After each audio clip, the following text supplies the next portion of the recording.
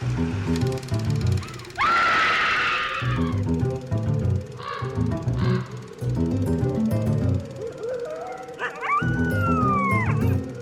and welcome to Scream Scene, the horror movie podcast where we watch every horror movie ever made in chronological order and then we rank them from best to worst. My name's Sarah. And I'm Ben. Thank you all so much for listening to us today, and thank you to our newest patron whose screen name is Leor. Leor? I will also try not to say Lenore, like in Pose the Raven. Thank you so much for being a part of our Patreon. Thank you, Leor. If you would like to be like Leor, you can head to patreon.com/screamscenepodcast and see all of the goodies that you can get as a patron of the night. How are you doing, Ben? Sarah, I'm doing pretty okay. I've been very busy at work lately. We just did a 50th anniversary screening of the Rocky Horror Picture Show. Sold out screening. It was a Shadowcast. Yeah, it was a lot of fun. We did the whole thing, but it's the last time I went to a Rocky Horror show was definitely pre-COVID. And it's just, I'm getting older because the late nights are getting harder. Although we had a lot of volunteers, it was a really great show, and the cleanup afterwards didn't go as late as I had worried. So great time, but I am very tired and I'm still very busy with a lot of other stuff for work. Yeah, I'm just feeling a little tired. How about yourself, Sarah? I am also feeling tired because work is quite busy, and this weekend is Pride. Calgary does its Pride in Labor Day long weekend due to history of local events for when things started here. So I'm tired. I was out very late last night. Yeah, the Rocky Horror thing was also part of Pride. It kicked off some Pride events for sure. Yeah. So we've been very busy. We're very tired. And it always is a little challenging when periods where we are very busy line up to big movies, big episodes, big deal movies with lots of things to talk about, A list, A pictures, with lots of things to talk about. So I'm very excited for tonight's movie, but I wish there was more time, Sarah. Don't we all? Well, why don't you tell us what we are watching today? Today, Sarah, we are watching The Innocents from 1961, directed by Jack Clayton. And we should clarify that this is the plural of innocence, right? Not the concept of innocence. Yes. Yeah, they do sound exactly the same. I don't know if there's maybe there's an accent in English where it would be clearer. In a sense, eh? Yes. And this is an adaptation of a stage play, which is an adaptation of a Gothic novella, The Turn of the Screw. Yes. So as our resident Gothic expert, do you want to tell us about The Turn of the Screw and its author and all that is contained therein? I will happily do so. I'll start off with a fun fact that sometimes my brain reads The Turn of the Screw and my mouth says The Taming of the Shrew. Yeah, the Shakespeare play. I do the exact same thing happens to me. It's a huge problem. Yeah, so I want to say The Turning of the Screw a lot. Yeah. So apologies in advance if my mouth gets ahead of my brain. Mm-hmm. The easiest way for my brain to make sure that it does not get confused with The Taming of the Shrew is to envision literally a screw being turned, because that's also what it's referring to, of who does the influencing on a subject. In this case, the screw is a couple of kids. But it was written by a man named Henry James. Do you know much about Henry James? I know that he was a prominent author of his time, and I know that he wrote this novel, and I know that he has a very specific style.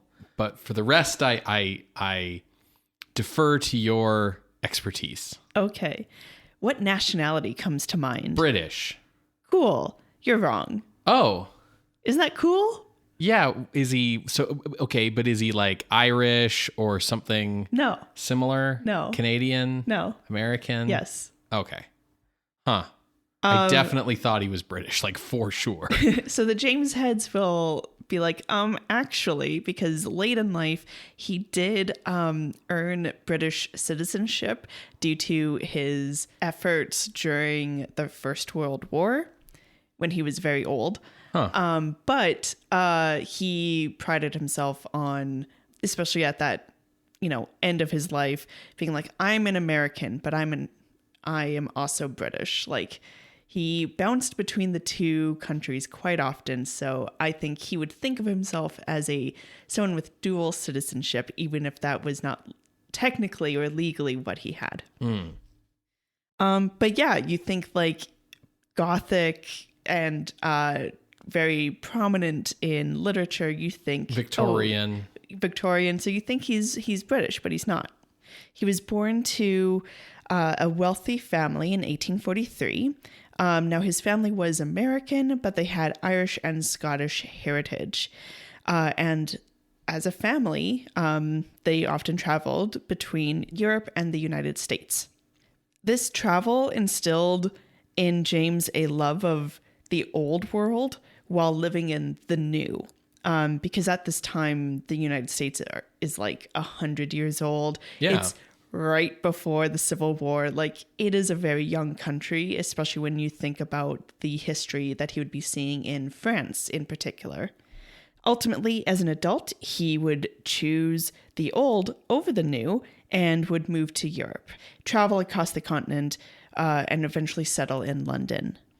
As a young man, he attended Harvard to pursue law, but his love of literature led him to choose writing as a career.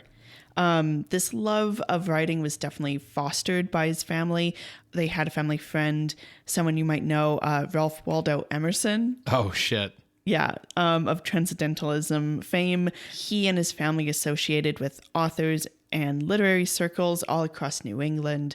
So it wasn't like, no son of mine will be an author. It was great, a perfectly legitimate vocation for you to choose. Having a rich family helps in these matters, I feel like. 100%. There's actually a really funny story that Louisa May Alcott tells of she stays with the James family for a couple days as she's traveling in Boston. And Henry's real young. Imagine how precocious you were as a kid. Okay. Apparently telling Louisa May Alcott here's what I really like about literature and what you should write about, and just telling her, I don't want to say mansplaining because it was probably more the enthusiasm of a child. Mm-hmm. Boysplaining. How to write.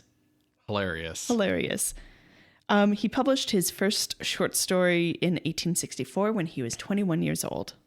Now, Henry James, he's writing at a time where you could write across genres. He would write fiction, literature reviews, criticisms, travelogues, and you could find success across all of these. And travelogues in particular were very popular at this time because people would purchase them and maybe even read them, and they would seem worldly. Mm-hmm. There's this guy named John Ruskin who finds his height and popularity at this time, and then he's a one-hit wonder kind of thing because after he dies, no one gives a fuck about him.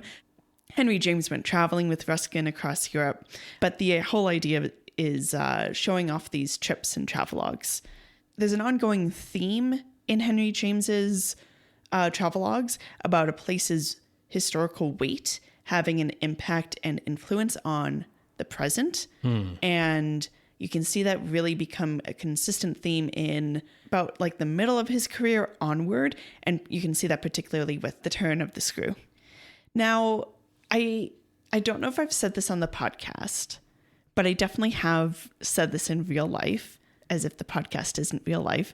I have stated that Henry James invented the novel.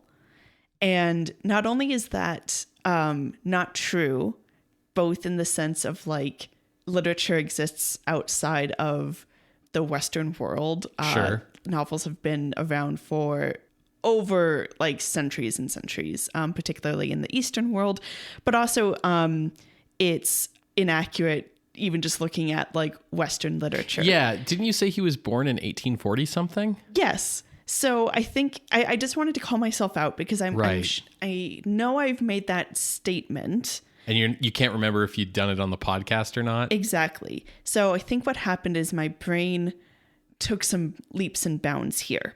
So he didn't invent the novel, of course, but he did influence pretty significantly consideration of the novel as an art form.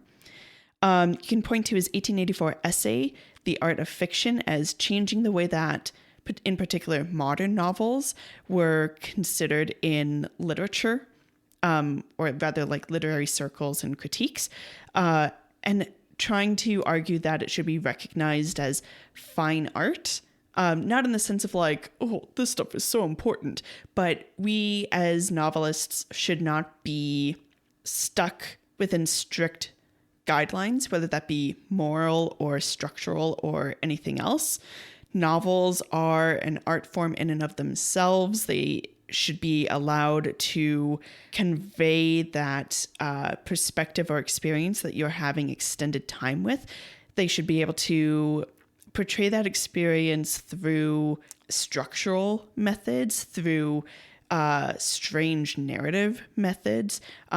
We should not be stuck to having clear characters, a clear plot, a clear story structure, rather more of a complexity of narrative, free form, freedom of subject and style, etc. He is someone who would say that you should write authentically, but you should not be held to only writing about what you know. Mm-hmm. Like someone who, I'm paraphrasing, but he wrote that like a female author, her writing shouldn't be limited to what she knows, being raised by a governess and having a very limited view of the world with like knowing about like taking care of a house or anything. Like she could write about war, and she might have something to say about war that actually hits very poignantly. There's still a duty on the point of the author to portray that experience as authentically as you can, but your own experience does not limit you from writing about other experiences. So sure. He's someone who would say, yeah, white author, you can 100% write from the point of view of a Japanese person, but you need to do your fucking research about it. Sure. Which I think is like an interesting thing to talk about. Maybe not on this podcast, but to call out for Henry James being very like prominent, having this opinion that is still very relevant to the way people discuss who should write about things today. Sure. All of that is a tangent.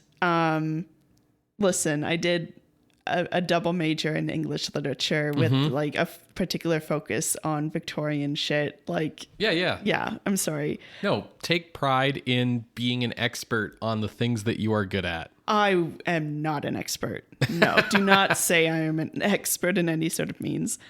To kind of like close off that tangent, I'll just say that for Henry James, he's kind of seen as like a transitional figure from literary realism to literary modernism, which is also interesting considering that literary modernism doesn't really seem to get a clear definition until like post World War I.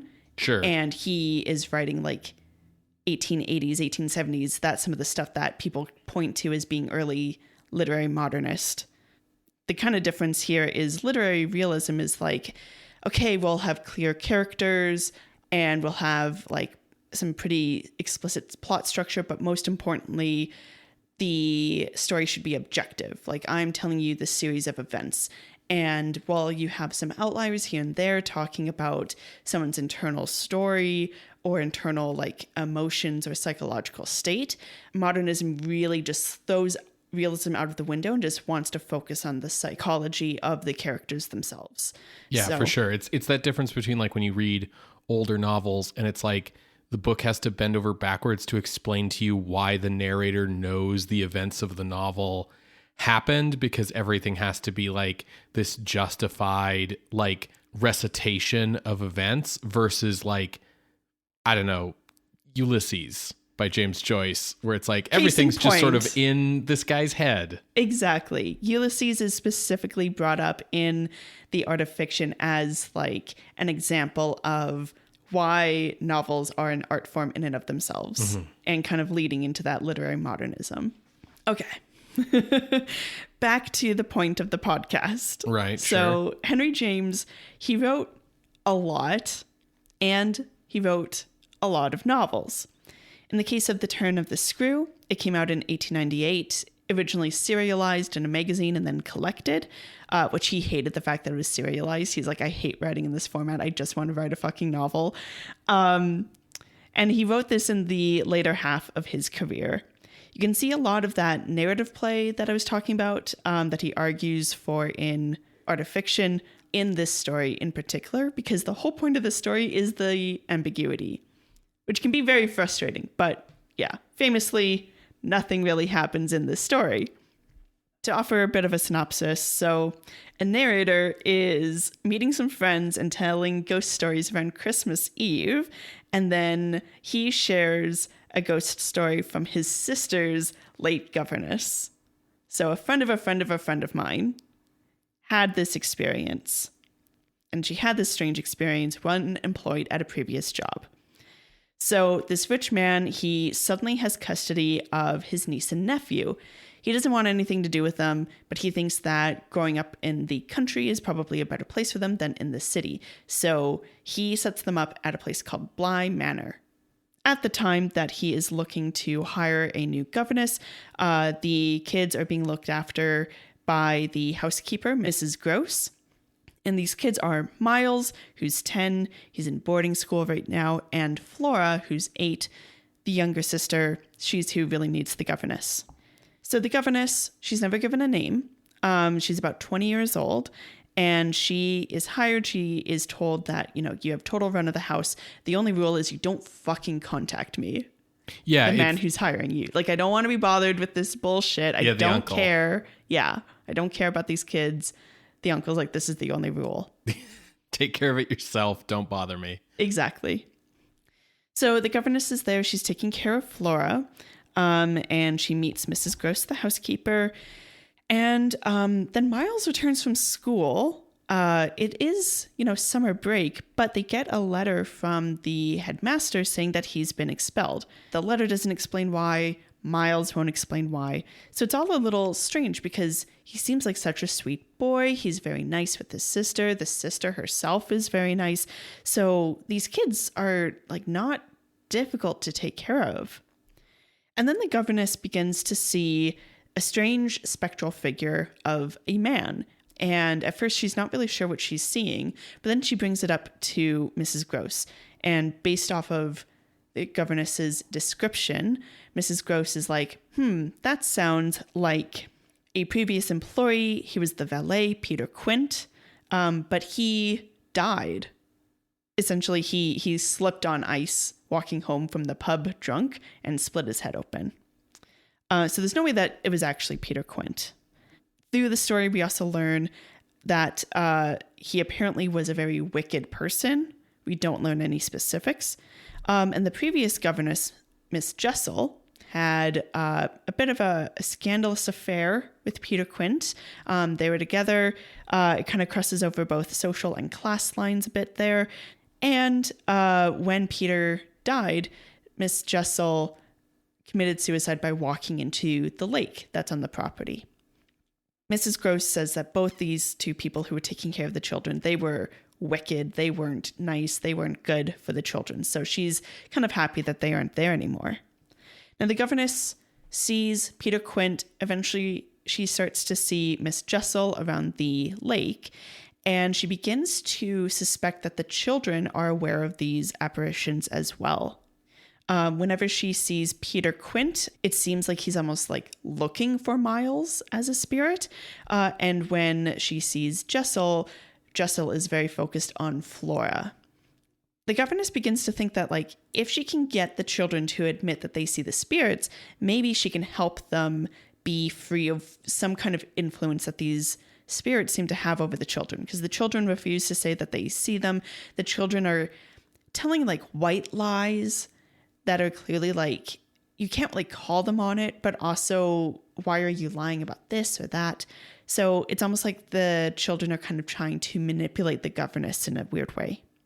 And ultimately, the governess begins to think that the children's good behavior is either a charade or that their bad behavior is caused because they are basically being possessed by the spirits. So they are the screw that is being turned by these spirits. What I think is amazing about this is the kids' behavior doesn't really change over the course of the story. When you first meet them, they're well-behaved, and you're like, oh, so they're well-behaved kids. And then she starts seeing these ghosts everywhere, and she's afraid that the ghosts are influencing the kids. And she, has been told that these are the ghosts of bad people. So therefore, they would be a bad influence on the kids if they were influencing the kids. But there's no evidence that they're influencing the kids because the kids still have good behavior. So then at that point, the good behavior becomes evidence of like, well, the good behavior is lies that are fronting for bad behavior that's happening somewhere else. Like it's so paranoid. Yes, but also like Miles is stealing letters and then lying about having stolen the letters. Mm-hmm. There is bad behavior going on. Eventually Flora seems to do kind of a 180 on her opinion of the governess, and it seems to be right when the governess thinks that Miss Jessel has fully possessed Flora and she's beyond all help of being saved. So you're not wrong, but I do want to say that like in the story, there is evidence given.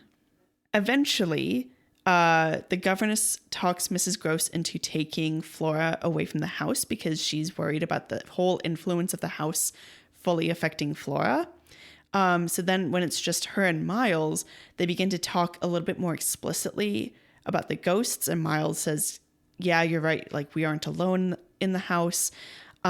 She finally gets Miles to admit that Peter Quint exists and is stalking him, freeing him from the hold that Peter Quint has on him, but at the cost of Miles's life. Basically, Peter Quint's face is being seen in the window. The governess is holding Miles like in an embrace, being like, no, I'll protect the boy. And Miles is like, from Peter Quint, you devil, and then dies. Yeah, he dies of plot. He dies of plot or from being hugged too hard, So part of the reason why this novel has persisted is because it's so ambiguous. You can kind of like put a lot of discussion on it about whether the spirits are real or not. And in fact, that was a big part of the discussions, like literary discussions about it. They eventually split into two groups, apparitionists and non-apparitionists. Ghosts are real and they actually have an effect, or it's all in her head and it's actually a metaphor for her something, or, And then as we get kind of later into the 20th century, you get a lot of like Freudian, Marxist, Jungian, feminist, psychoanalyst, like a whole bunch of different interpretations of what things are going on, of like, instead of just going yes or no, the ghosts are real, it's more like whether they are real or not is irrelevant. What does this say about her own internal psychology? What do they represent? Yeah. What's the book trying to say about children and the innocence of youth, and where does evil come from? Does it come from without or within? Exactly. To the point where some people are, because we don't get any actual explanations of why Quint and Jessel are considered wicked. But people are like, what if it was like child abuse or something like that? Like they wouldn't have been able to talk about it or whatever. There's also the fact that all of this is secondhand knowledge coming through Mrs. Gross. So what impact does that have? And what's Mrs. Gross's role in all of this and all of that? So that's a lot of the discussion around the novel. And I think that's a big part of why this novel has had such a long life in literary circles. It's this situation where something that I think on the face of it could be seen perhaps as a flaw of this novel, which is that nothing happens and it's not about anything specific at all, becomes its greatest strength, because then that means it can be about kind of whatever the person discussing it wants it to be about. Like, as you've pointed out, we don't know why Peter Quint and Miss Jessel were bad. We're just told that they are. We aren't really sure what it is that their ghosts, which may or may not exist, will do to the children. Like, they're not under threat of killing the children. The threat is that, like, the children might be naughty because the ghosts influence them to be, and that could be bad because then it's poisoning their, Victorian innocence, right? But we don't know what that influence is. Like, we don't know anything. Yeah. We don't know if the ghosts are real or not. We don't know if the ghosts are real, why they are bad. We don't know what the effect of them being bad is. It's all left extremely vague. It's all like hints of other hints. And because of that, you can project a lot. Like, yeah, I feel like a lot of that vagueness comes down to it being a Victorian novel. And we've talked a lot in the past about, like, the way that British horror tends to be very, like, people, monocles popping off at, like, the suggestion that something might have happened once. And so you have, like, that structure to the book. And then, like, I think you get these non-apparitionist interpretations, because if you look at this book, you go, well, the ghosts don't really ever do anything. So what if it's all in her head? Like, it becomes very easy to take that viewpoint, and then once you're there, then it's like, well, then why is she hallucinating ghosts? Well, maybe it's because Freudian stuff with sex and whatever. Like, you can start reading in whatever you want to read in, which means that for, like, the literary criticism apparatus, it's like the gift that keeps on giving. For sure. For my part, I would say that this is a case in point of what Henry James is talking about, of, like, novels being able to have a form and structure that supports its subject material and its content. Ghosts themselves are ambiguous, so why not have the novel be ambiguous as well? But it also kind of holds to how he thinks about ghosts. He wrote about ghosts in one other short story that came in, like, 1904.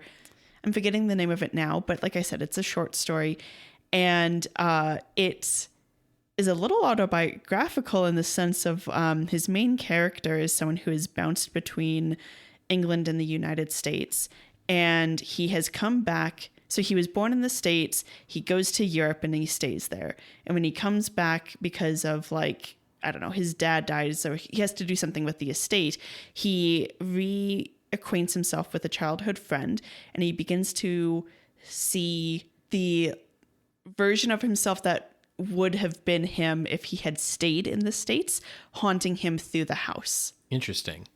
So the idea of, like, what would your life have been like if you had stayed? The influence of America versus Europe for who he is in this alter ego. Because it gets fully described, like, who this person is and how he actually is. And it's almost like the Sylvia Plath, like, plums dying in your hand, only it's actually this ghost is trying to kill you. But the idea of, like, a place and the weight of that place having influence, made metaphor as a spirit, is in that 1904 short story. I would argue that you can see that in Turn of the Screw. And he hasn't really, like, I mean, people can call me out. I said I'm not an expert, but it doesn't really seem like he's written about horror as, like, this is my go-to genre. No. Yeah. If anything, I would say that, like, novel as a form and travelogues are what he really enjoyed writing about. So I would not say that he's trying to... I'm saying all this because of you saying something along the lines about, like, British horror and if something happens, the monocle pops off and stuff. I don't think he's worried about scaring you or not. I think it's more of an intellectual exercise. Sure. With all of these things bouncing around his head. Yeah, I mean, ghosts are always kind of... Ghosts as a topic are very applicable to metaphor. Yes. Because, you know, a ghost that's haunting a place lets you literalize talking about history and generational trauma and how, things pass on through time and all these other things, right? And so, like, I think it's what you said earlier, like whether the ghosts are textually real or not doesn't change discussion about what the ghosts metaphorically might mean within the story. But by not even like hinting in a direction of what it is, it leaves it very open for people to impose meaning on the story.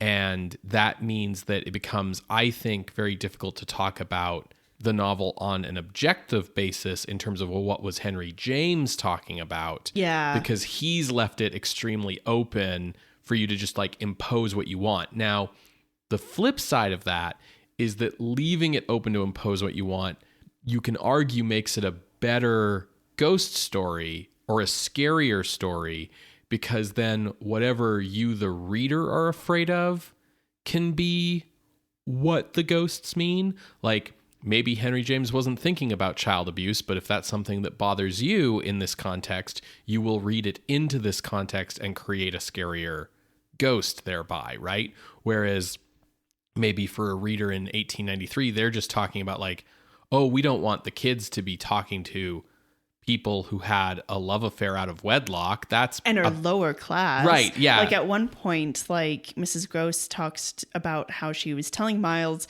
he should stop spending so much time with Peter Quint because it's not proper for him as a highborn. Yeah, to talk to like poor people. Yes. And like for someone in 2025, the idea that like these ghosts are going to corrupt these children by being poor and in the same ghost dollars. room as them. Like, it's like, that's such a wild, like nobody trying to make this story a scary story in 2025 would, I think, apply that unless they were trying to make some sort of like critique on Victorian society. And so reading in more threatening things like child abuse or sexual abuse or whatever, like becomes a more popular reading if you're trying to make the story effective, right? And nobody ever talks about like there's so much ink spilt on like the bad influence of the ghosts on these kids, and no one ever talks about the fact that like their uncle is like a rake in London who doesn't want to have anything to do with them, and maybe that's like a worse influence than. Anyways, the point is that like, yeah, you can read a lot into this book, and I think you're totally right in saying that that's a huge reason why people still talk about and write about this book so many years later. I just want to point out the fact that like this book has gained this reputation as like one of the greatest horror novels, haunting novels, ghost novels. I would say ghost, not horror, for like the way people talk about it. Yeah, of all time. And if you go in thinking like, okay, where are the spooks? Where are the scares? You have to be really open to that very old-fashioned style of like, the atmosphere is what's spooky here. It's getting you on edge. It's getting you like twitching at every little thing out of the corner of your eye. It's not anything like explicitly happening. And I bring that up because I always tend to point out The Turn of the Screw as an interesting comparison to Dracula, which came out like at the same time and has like explicit violence in it. And so it's like, why was Dracula such a big deal? And it's like, well, compare it to something like Turn of the Screw and see how different these things are, right? Yeah. Sorry, I know that got us a little off track. Yeah, that's fine. Whatever. So coming back to why we're talking about it on the podcast, you mentioned that tonight's movie was adapted from a Broadway play that adapted the novel. So that 1950s play, The Innocents, is actually the first adaptation of this novel. There was an opera adaptation of the novel in 1954. Damn. Yeah, a little strange, but I mean, whatever floats your boat. Today's movie specifically adapts the play written by William Archibald. So I'm going to talk a little bit about that. I do want to say that it starred Beatrice Straight as Miss Giddens. So they give the governess a name, which is helpful. So Beatrice Straight, she famously won the Oscar for that 4-minute scene in Network. Yes. And Isabel Elsom plays Mrs. Gross. I don't think there's anything that you would particularly recognize her from, Ben, but if people remember back when we did polls on the Patreon about horror adjacent movies, Isabel Elsom plays Mrs. Muir from the movie The Ghost of Mrs. Muir. The Ghost of Mrs. Muir. So the play itself, it opened in 1950. It was a success, and it ran from February to June. It was reviewed very favorably. The playwright, William Archibald, he was born in 1917 to a British family in Trinidad. Though he studied botany, he fell in love with the arts and decided to head to New York at 20 years old to start studying dancing and acting. He added writing into his interests, publishing some short stories and collaborating with some of his theater friends for song lyrics. His first play was 1950's The Innocents. And while he saw success with that, he would essentially be chasing it for the rest of his career. Because the play, as like this dramatic, spooky, ghost kind of thriller kind of play, saw a lot of success. He was tapped to help write, he co-wrote Hitchcock's 1953 movie, I Confess. And then he was like, cool, I'm going to do a new play, and I'll keep it with Henry James's stuff so that way I can still have that success. So he adapted Henry James's novel Portrait of a Lady in 1954, and it flopped hard. So he kind of goes back to dancing and acting. His next writing credit was his work on Tonight's Film in 1961. And unfortunately, he died when he was 53 in 1970. While working, he had actually just finished working on the book and lyrics for a musical adaptation of James's novel Washington Square. According to the New York Times obituary I could find, it said that he, had finished it, and it was set to, planned and scheduled to premiere on stage in August the following year. I could not find any record that actually happened. So unfortunately, not a lot of success for William Archibald, but I know he does see some success and wins an award with the screenplay for tonight's movie. Yeah, so this is, similar to what we've seen in the past with stuff like Dracula and Frankenstein. This movie adapts the play that adapts the novel, and in the case of this movie, that's probably a good thing, because in adapting the novel to a play, Archibald had to make some choices about some of the vagueness, because you can't just have someone stand on stage in a play, at least not in 1950, and just kind of go ooh, vibes, out at the audience, So I tried to find out why the movie happened now, right when the play was staged in 1950 originally. There was an off-Broadway revival of the play in 1959, so I think that probably contributed. I don't think I saw that. I saw that there was one in 74. Yes, there was definitely another one in 1974, but there was one in 1959, and I think that probably led to the decision to do this movie adaptation. And the first draft of the screenplay for the movie was written by Archibald himself. Archibald was an apparitionist, so he was of the position that the ghosts are real. And he wrote, I think, both the play, but also certainly the first draft of the screenplay from that point of view, and made it clear that the primary concern of the story is that these ghosts are going to possess and therefore harm the development of these children. Now, the film adaptation was being produced by Jack Clayton, who would also direct the picture. And Jack Clayton was born in Brighton, England in 1921, and he entered the film industry as a child actor in 1929 before becoming a studio T-boy in 1935. Just somebody who goes and gets everybody their tea. Because he's working in the British film industry in the 30s. I was thinking testosterone No, boy? No, like Earl Grey. Yeah. And he rose through the ranks to become an assistant director and editor. He was a second assistant director on Alexandra Korda's VFX extravaganza, The Thief of Baghdad, in 1940, and he directed his first film, a Royal Air Force documentary, during the Second World War. By the 1950s, he had become an associate producer at Romulus Films.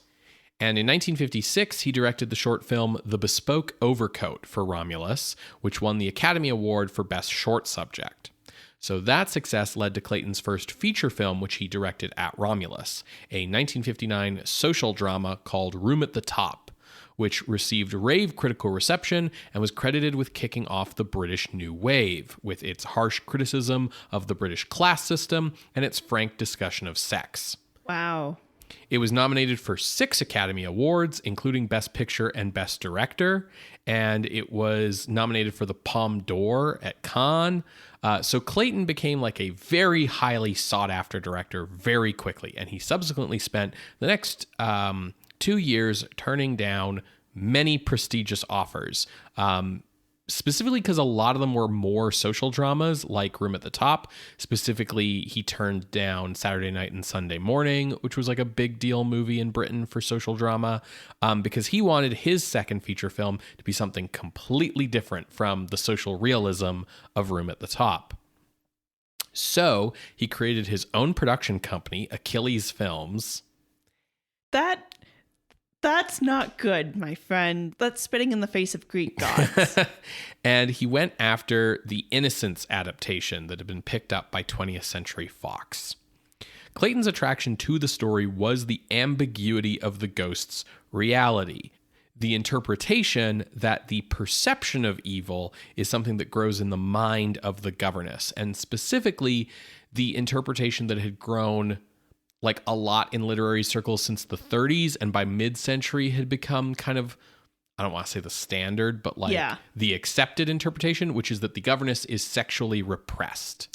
Yes, because she really likes the uncle. So the idea here is that, she's 20-something. She is the unwed daughter of this like person from the country.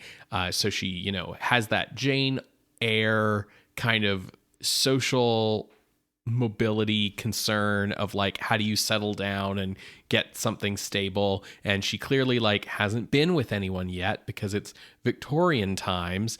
And, here we are, and there's these ghosts of these 2 former employees who used to have sex with each other. And like, that's, addling her little brain. That Freudian interpretation was very popular in the mid-century, and it's definitely where Clayton was coming from. And so Clayton was therefore unhappy with Archibald's script because it made it clear that the ghosts were real.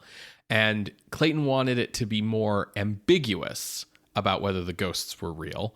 So he turned to an American writer who he was friends with to reshape the script. And that American writer was Truman Capote. Dang. Clayton knew Capote from the film Beat the Devil, which Capote had written for Romulus Films, directed by John Huston in 1953. Truman Capote is a big deal. Yes. He was born in New Orleans in 1924 to Lily Mae Falk and Archelaus Persons. His birth name is Truman Streckfus Persons, and he was raised by his mother's family in Alabama when he was young, where he was childhood friends with Harper Lee of To Kill a Mockingbird fame. Yes. He began writing at age 11, and he won a children's writing contest in 1936. In 1932, he moved to New York to live with his mother and her new husband, Jose Garcia Capote. He wrote for his school newspaper in high school, and in 1942, he began working as a copy boy for The New Yorker, though he was fired 2 years later because he pissed off Robert Frost. No. 2 paths diverged in one, and he had one forced upon him. Between 1943 and 1946, Capote was writing a regular output of short fiction that was published in popular literary magazines such as The Atlantic, Harper's Bazaar, and The New Yorker. The success of his 1945 story Miriam resulted in an offer to write his first novel for Random House, which would become 1948's Other Voices, Other Rooms, a semi-autobiographical work. The novel made the bestseller list and shot Capote into the public spotlight, for which he created a highly curated public persona that combined a distinctive manner of speech and dress with a constant stream of largely fabricated anecdotes about his life. and the famous people he knew and the dirt and goss he knew about them. He always struck me as almost like a 20th century Oscar Wilde, you know? Very much so.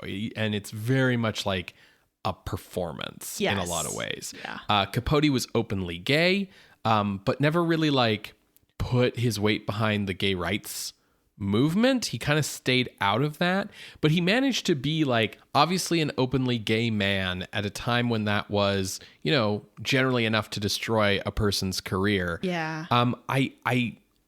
Yet he was super popular. He was super popular. People, you know, bought his books in droves. He got booked on talk shows constantly.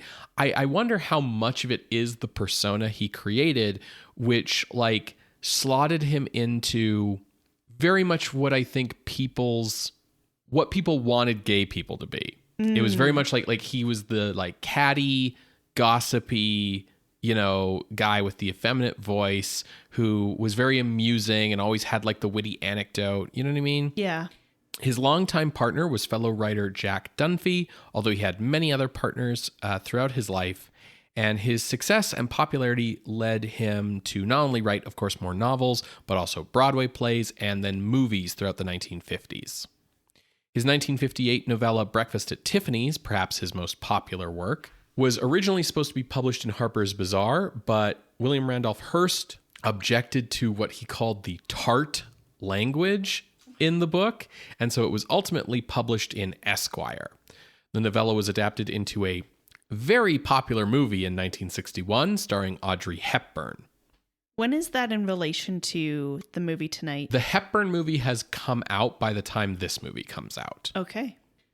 Fascinated by a 1959 news article about the wholesale murder of a Kansas family, Capote traveled to Holcomb, Kansas to begin writing a nonfiction book about the murder and the accused.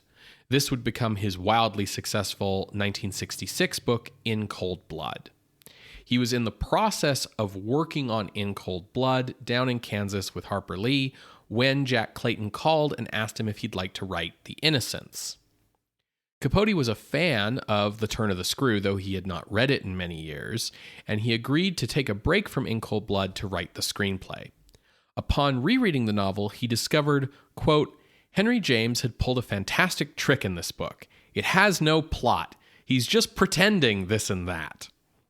Capote had to commit to actual events and backstory that James only hinted at in order to give the film more than what Capote called 2 performable scenes in the novel. Capote introduced Freudian symbolism into the film, implying that the governess, Miss Giddens' experiences were caused by her own sexual repression and paranoia. After Capote completed his draft, Clayton brought on English barrister and writer Sir John Mortimer to do a dialogue pass to ensure that the characters sounded sufficiently English and Victorian, since Capote sort of wrote the whole thing in a very Southern Gothic kind of style. Yeah, I can see that. Yeah. Clayton's attempt was to open up the story beyond the play, which all takes place in the drawing room, yet maintain the feeling of claustrophobia that the characters are trapped at Bly Manor. The lead role of Miss Giddens was given to actress Deborah Kerr, who was on contract to 20th Century Fox at the time, despite being about twice the age of the character. Born in 1921 in Glasgow, Deborah June Trimmer was educated in Bristol, England, and originally trained to be a ballet dancer, making her stage debut in 1938. She began acting in Shakespeare in 1940 under the name Deborah Kerr, and had her first lead role in a film in 1940's Love on the Dole. By 1942, she was the most popular British actress with American audiences. She became a favorite of the Archers, Michael Powell and Ernie Pressburger, when they gave her 3 roles in the 1943 film The Life and Death of Colonel Blimp. When like the 3 roles are as a child, a middle-aged person, and then a senior. I think she's 3 different love interests. Yeah, no, I'm not making a joke. She was promoted with, to make sure that people wouldn't mispronounce her name. The studio promotion for her was Deborah Kerr rhymes with star. Powell fell in love with her And her role in their 1947 film Black Narcissus brought offers to her to come to Hollywood, and her affair with Powell ended when she accepted a contract with MGM and came over to the States. Her time in America brought a string of hits and acclaim in films like King Solomon's Mine, Quo Vadis, Prisoner of Zenda, Julius Caesar, and From Here to Eternity, for which she was nominated for an Academy Award.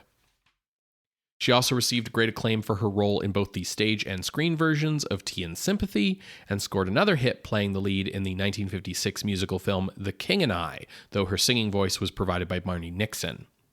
She divorced her first husband in 1959 after nearly 15 years of marriage, and married her second husband in 1960.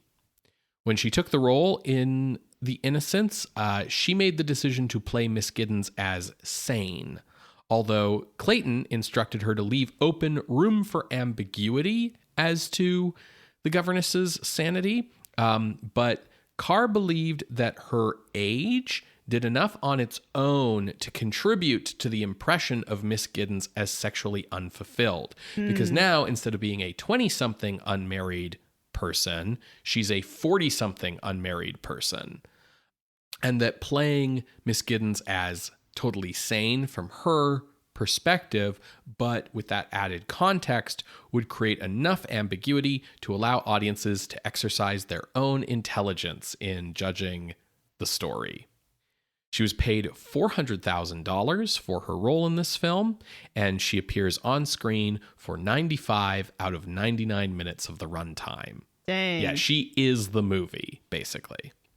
For the roles of the children, Clayton cast 11-year-old Pamela Franklin in her acting debut as Flora, and 12-year-old Martin Stevens as Miles, who we previously saw as one of the Midwich Cuckoos in Village of the Damned. Okay. Side note, Sarah Jessica Parker plays Flora in the 74 revival. Wild. The other big name in the cast here is Sir Michael Redgrave. Oh, shit. Yeah. The acclaimed theater and film actor and patriarch of the Redgrave acting family. Though he only appears in one scene of this movie. He's for those other 3 minutes that Deborah Kerr isn't in. He plays the uncle. Oh, yeah, that makes sense. We previously saw Redgrave in the ventriloquist dummy episode of Dead of Night way back in 1945. Though well known for his roles in films like Alfred Hitchcock's The Lady Vanishes and the 1955 World War II film The Dam Busters, Redgrave was primarily a theater actor, but so acclaimed and well known that his appearance in this film is accompanied by very prominent billing despite appearing in one scene. The ghosts are played by Clyde Jessup as Miss Jessel, and much more significantly, Peter Wyngarde as Peter Quint, which is an extremely appropriate bit of casting, as Wyngarde was also a man with something of an oversized reputation. So Peter Wyngarde is mostly famous for stuff he did after this movie. Okay. This is it's not early in his career, but it's early in people knowing who he is. I'll put it that way. But Peter Wyngarde's life... Okay, so Peter Wyngarde was born as Cyril Goldbert. Okay. And the truth of his early life is difficult to ascertain, as he maintained elaborate fictions about his early life until he died at age 90, including the false name. Like, Peter Wyngarde does not want you to know that his name is Cyril Goldbert. Wyngarde claimed to have been born in 1933 in Marseille, France, to a French mother and a British father, but official records suggest he was born in 1927 in Singapore. Wyngarde claimed that he was the son of prestigious British diplomat Henry Wyngarde, who it seems never existed. And his real father was probably Russian-born British merchant seaman Henry Goldbert, who divorced Cyril's mother in 1937 and died in 1945. Wyngarde claimed his mother was French, but she was probably from Singapore. She remarried several times. Wyngarde's fabrications, which are extensive regarding his family history, seem to have been created to cover up the traumatic reality of being 15 years old in Shanghai when the port city was taken by the Japanese in World War II, and young Cyril Goldbert was placed in an internment camp. He began acting in plays that were put on at the internment camp, and he was 18 when the camp was liberated in 1945 with the end of the war, and he returned to the UK completely alone. His mother had remarried some time ago. His father was dead. He had no connection with these people. And so he, when he arrived in England, invented a prestigious history of education across the continent to cover his time in the camp, and he denied knowing other people at the camp who knew and recognized him, like British author J.G. Ballard. Wow. Real Don Draper energy. Yeah.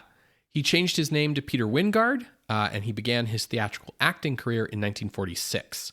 And yet, you're totally right. And it really speaks to like an era of history when like before globalization and before like expert record keeping and the internet and all of these other kinds of things, where you could really just like show up in a different city where no one knew who you were and be like, I'm this guy. And that's all anyone had to go on. He had film and TV roles through the 1950s and 60s. He married an actress named Dorinda Stevens in 1951, but they separated or divorced in 1953. He lived with another woman, Ruby Talbot, through the 50s, but by the late 50s, he was living with actor Alan Bates, with whom it is widely assumed he had a homosexual relationship. Wyngarde would later gain fame in the 1960s on British television. He became a major sex symbol and fashion icon, playing the role of Jason Young on this TV show called Jason Young, which was about an author turned spy. Cool. Yeah, he looks very cool.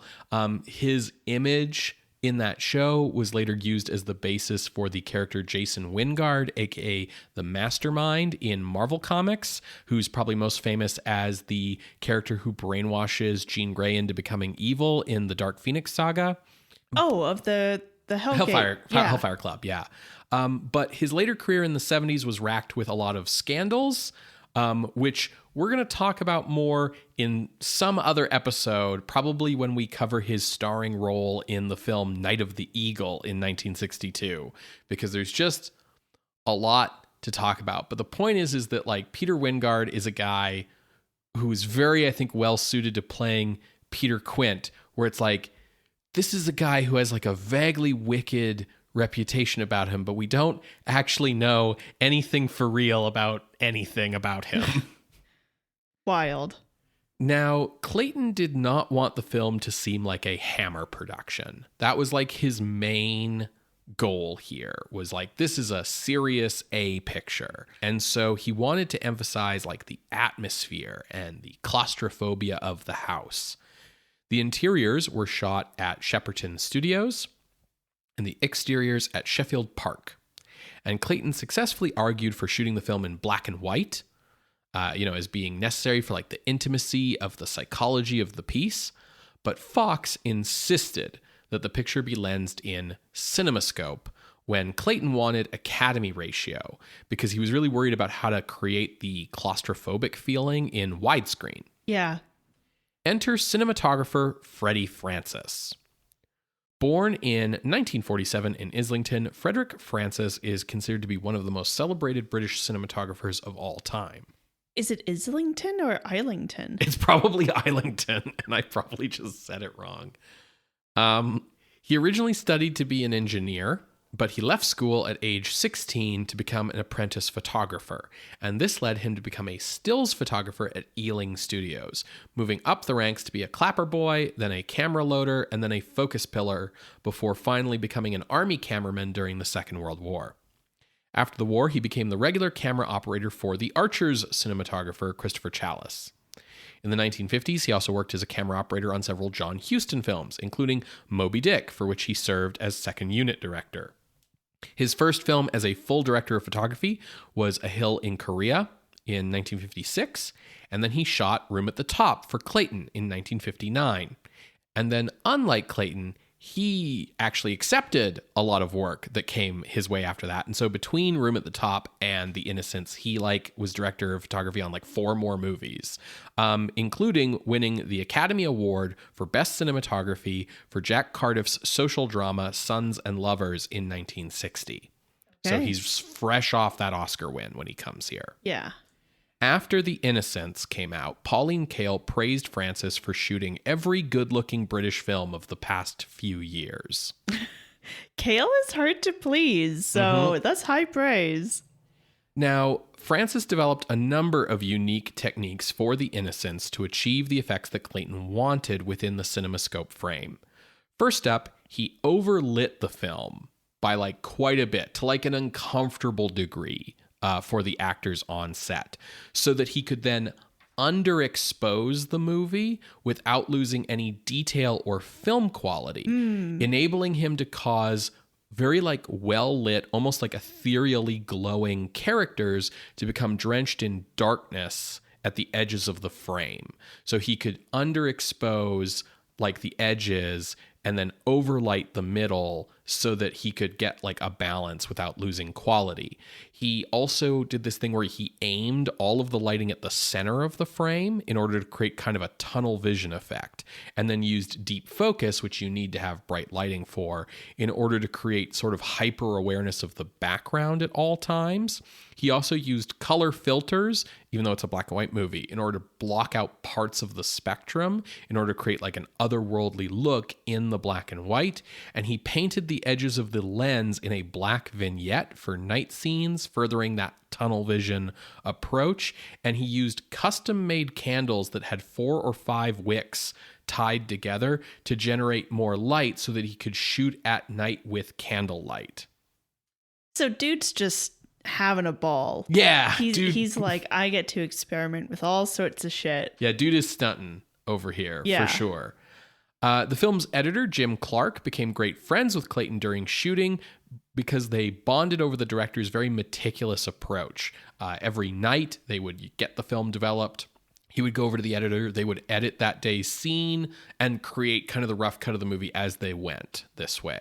And that way, Clayton always knew what he needed to shoot for reshoots or pickups right away.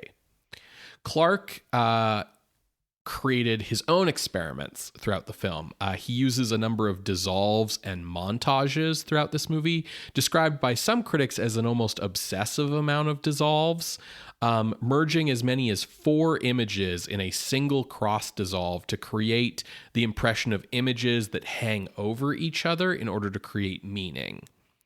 Clayton supervised the film's pacing closely, as he worried that if the movie's pace ever sagged, they had nothing to cut away to, because there's 3 characters in one location. Seagulls. You cut to seagulls. Sorry.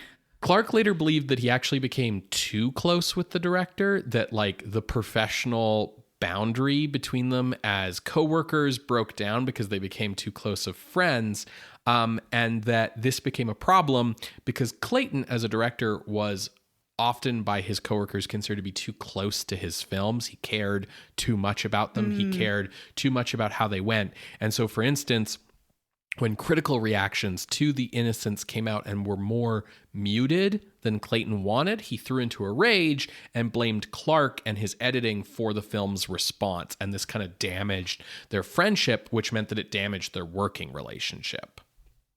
Clayton was also unhappy with the score written for the film, which had been written by Georges Auric, a French composer known for his association with Jean Cocteau and Eric Satie. Georges Auric was respected as a prodigy composer in his youth. In the 1920s, he was counted as one of Les Six, a group of hugely influential avant-garde modernist Parisian composers. His ballets and film scores are super highly regarded. Georges Auric composed the score for Dead of Night, but also Cocteau's Beauty and the Beast in 1946. He did the score for Queen of Spades in 1949. He did Cocteau's Orpheus in 1950. His most popular score is probably John Huston's Moulin Rouge in 1952, which is where he met Jack Clayton. He also did... Oh, so he did all those pop songs. Right, exactly. He also scored Roman Holiday in 1953, Wages of Fear in 1953, Hunchback of Notre Dame in 1956, and he had scored Clayton's The Bespoke Overcoat as well. But for whatever reason, Clayton was not happy with the resulting score that this highly respected prodigy composer came up with. Georges Auric was trained to be a composer by Eric Satie. Yeah. Yeah. Oric created a folk song for the film called "O Willow Wally," which serves as a significant thematic element throughout the movie's score. But his health was failing when the film was in post-production. And so Clayton had to turn to his conductor, Lambert Williamson, to complete the score and make the changes that Clayton wanted. In addition, the score incorporates electronic spectral tones as part of its sound design by pioneering British electronic composer Daphne Oram. Yes. A co-founder of the famous BBC Radiophonic Workshop, Oram created the Oramics technique of graphical sound made by etching onto the film soundtrack directly. Her contributions are credited as part of the sound design rather than like the score, but they're definitely like music and part of the music. Yeah. So The Innocents was given an X rating by the BBFC and premiered in London on November 24th, 1961.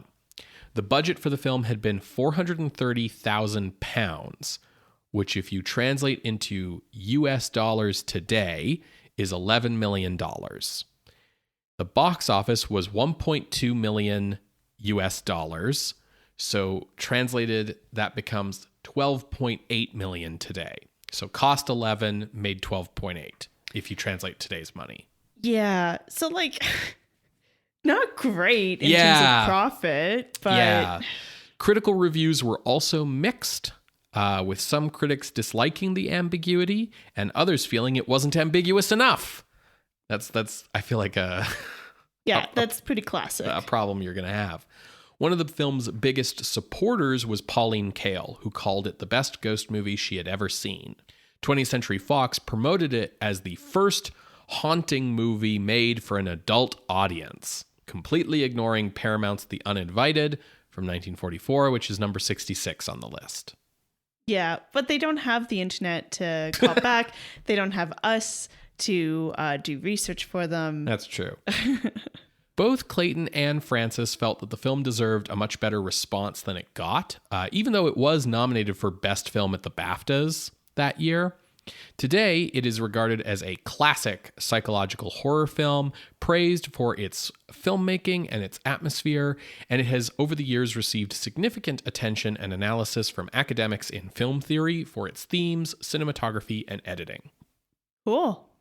Now, Jack Clayton wouldn't make another film after this until the 1964 drama The Pumpkin Eater, and he would remain a tremendously picky director for his entire career, directing only 8 feature films over the course of 33 years, including only one film in the entire 1970s, The Great Gatsby.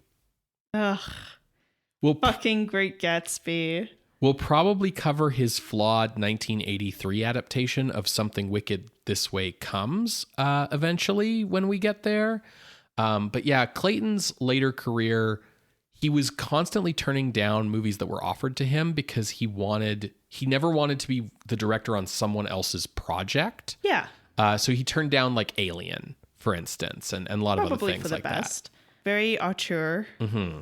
Meanwhile, In Cold Blood and its 1967 film adaptation would launch a whole new phase of Truman Capote's career, though his tendency to stretch the truth and to use the private lives of his friends as fodder for his writing would eventually alienate him from his many supporters, and he died with several books unfinished in 1984. Deborah Kerr's career did slow down in the 1960s after appearing in Night of the Iguana in 1964, directed by John Huston. Although she had a bit of a comeback in the 1980s, and she also has a very memorable appearance in the 1967 spoof version of Casino Royale, and she passed away in 2007. Freddie Francis would go on to be a respected horror film director, so we'll have a lot more to say about him in the future. So today you can watch The Innocents on DVD or Blu-ray from the Criterion Collection. Hell yeah. Yeah, I want to just like call out real quick, like there's a lot of queer people involved in like this movie and like earlier as well. So I just want to call out that we don't know if Henry James was gay, but he was a bachelor his entire life and had very close male friendships. Sure. Okay. But we don't know. Got it. But I just thought it would be good to call out. I appreciate that because, yeah, we've got Truman Capote here. We've got Peter Wyngarde here. We've got Michael Redgrave here. Lots of, yeah, for sure. Well, folks, thanks for making it this far into this episode. We're over an hour recording. We really appreciate it. And when we come back after this brief musical interlude, we will discuss The Innocents from 1961, directed by Jack Clayton. See you on the other side, everybody.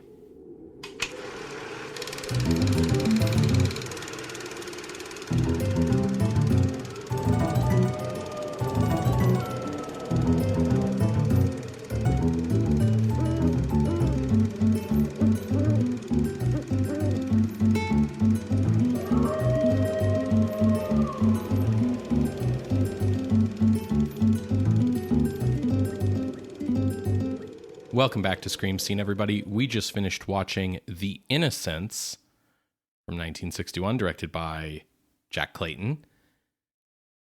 Sarah, what's your take? My hot take. Yes. About this 60-year-old this cold movie. Yeah. I think this is really good. I think it's a really good Gothic horror movie. I think it's a great example to give to try to explain to someone the difference between psychological thriller versus psychological horror. Sure. But the thing I said at the very end of the movie, once the credits started rolling, I turned to you and I was like, that was fucked up. What did you think of this movie?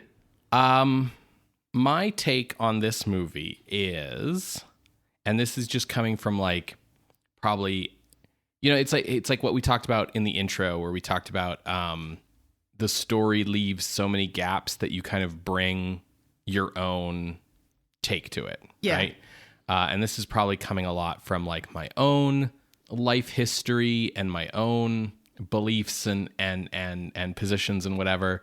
But my reaction to this movie, my take on this movie is Lord save children from well-meaning adults. Yes, absolutely. Yeah. Yeah. Children be weird. Don't think too hard about it. Let's talk about the plot line, which is like pretty close to the book in the broad strokes. Yeah, they even have dialogue from the characters that I've recognized as quotes from the book, which is cool. So yeah, it follows pretty closely to what I've already given.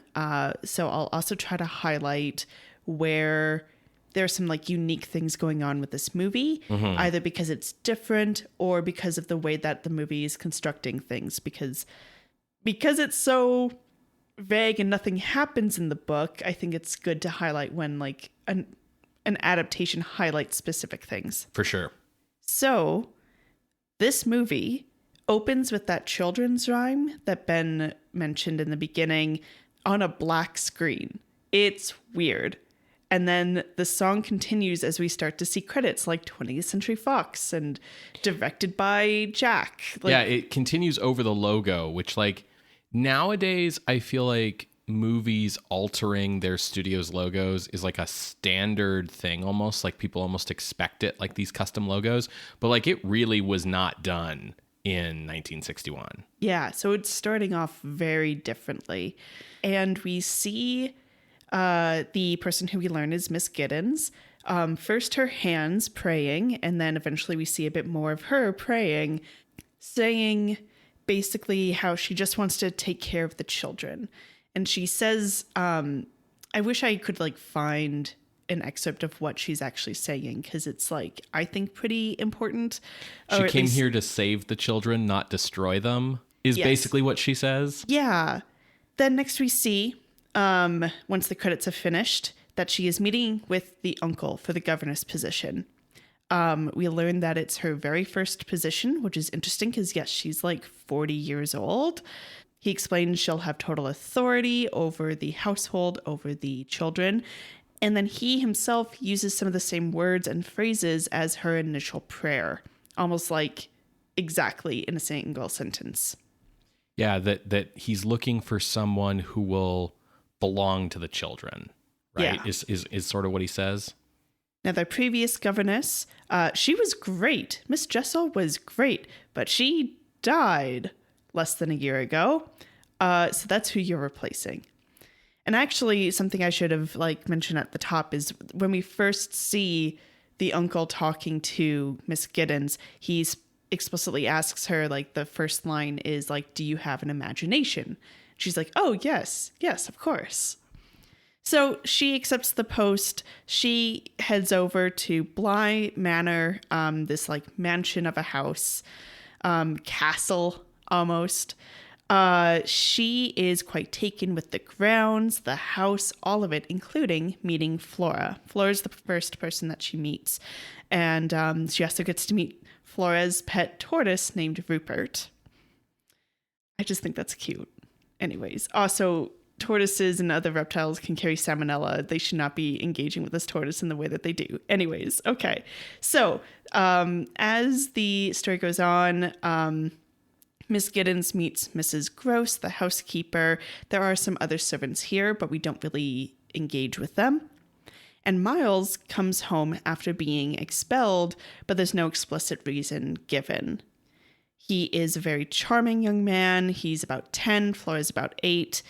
So he's charming and sometimes seems a bit too mature and says a lot of compliments to Miss Giddens in a kind of matter-of-fact way, but they're flirtatious words, but I don't mean that he is purposely trying to flirt with her. I just want to make that clear. You get the impression that Miles is trying to act like the man of the house, which he kind of is in this social context, and that his only model for adult male behavior is maybe caddish kind of men, like his uncle, or as we learn later, Peter Quint.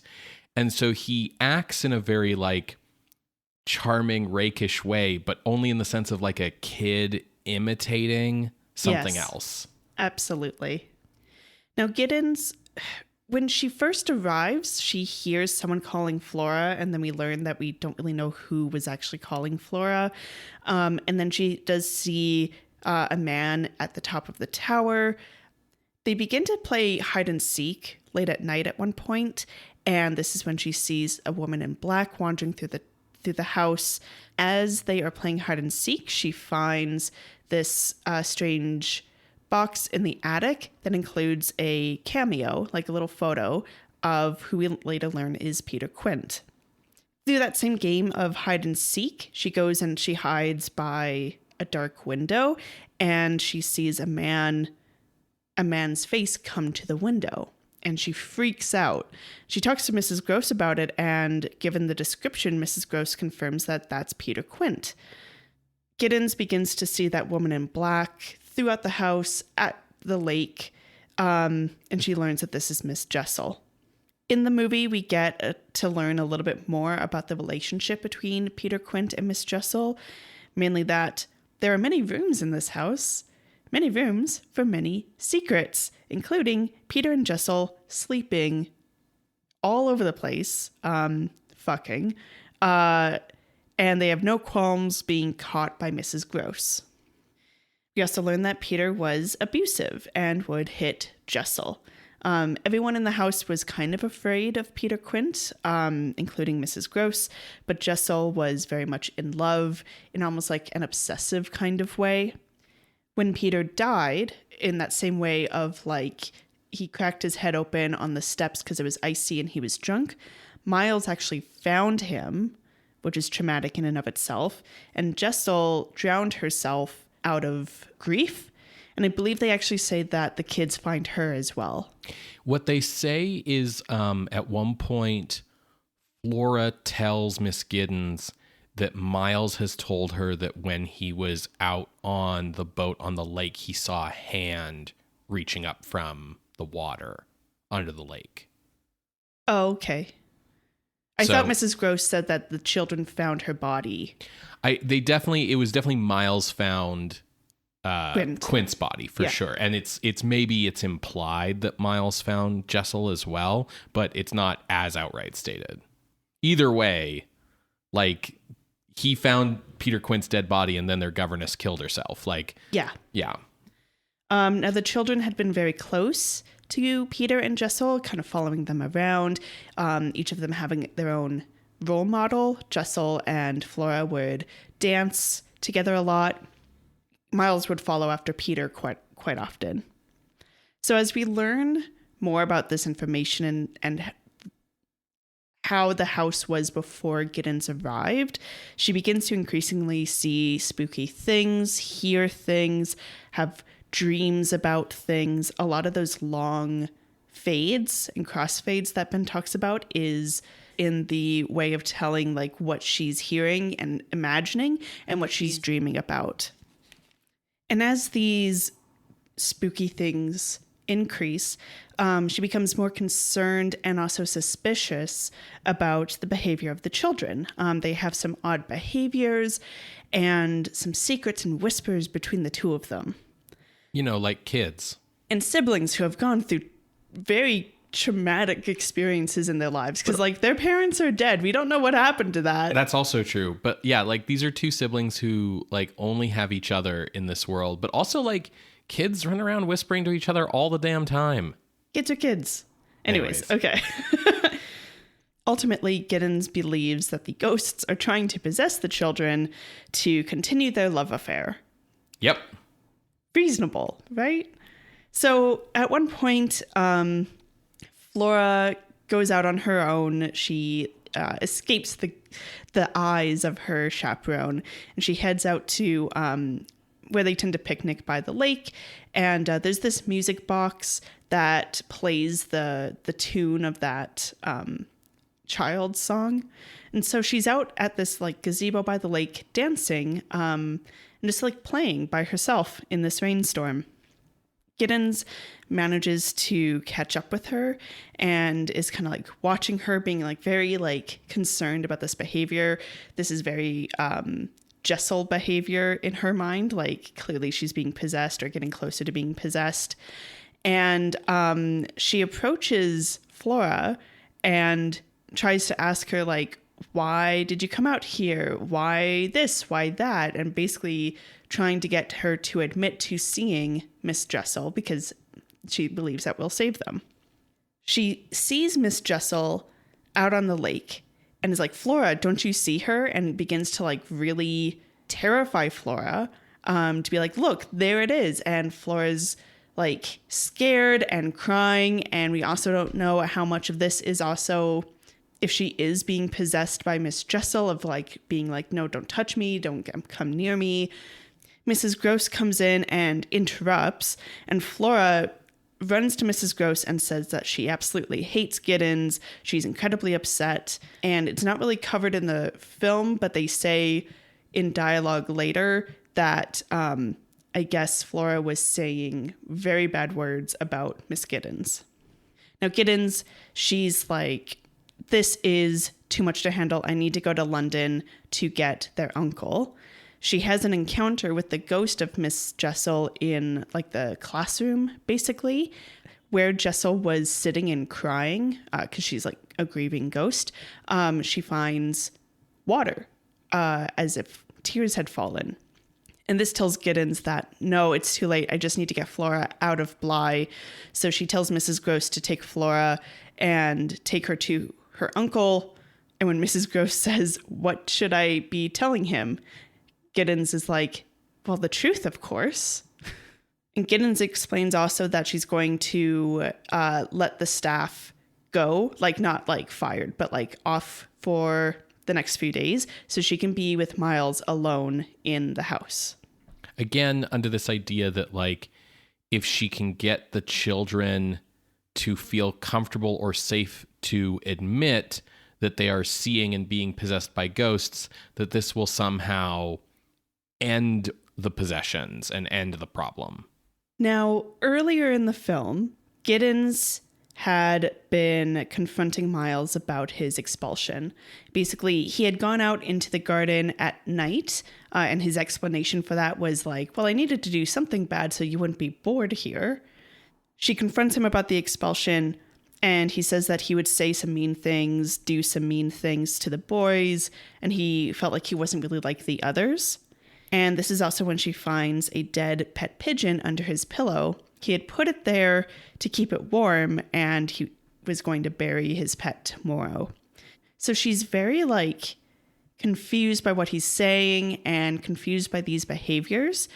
And then she keeps asking him like why he went out at night, because she's convinced the real answer is that he was possessed by a ghost. And he keeps repeating the answer he already gave her and getting more and more upset because it's like, why are you still asking me? Like, I'm telling you the same thing every time.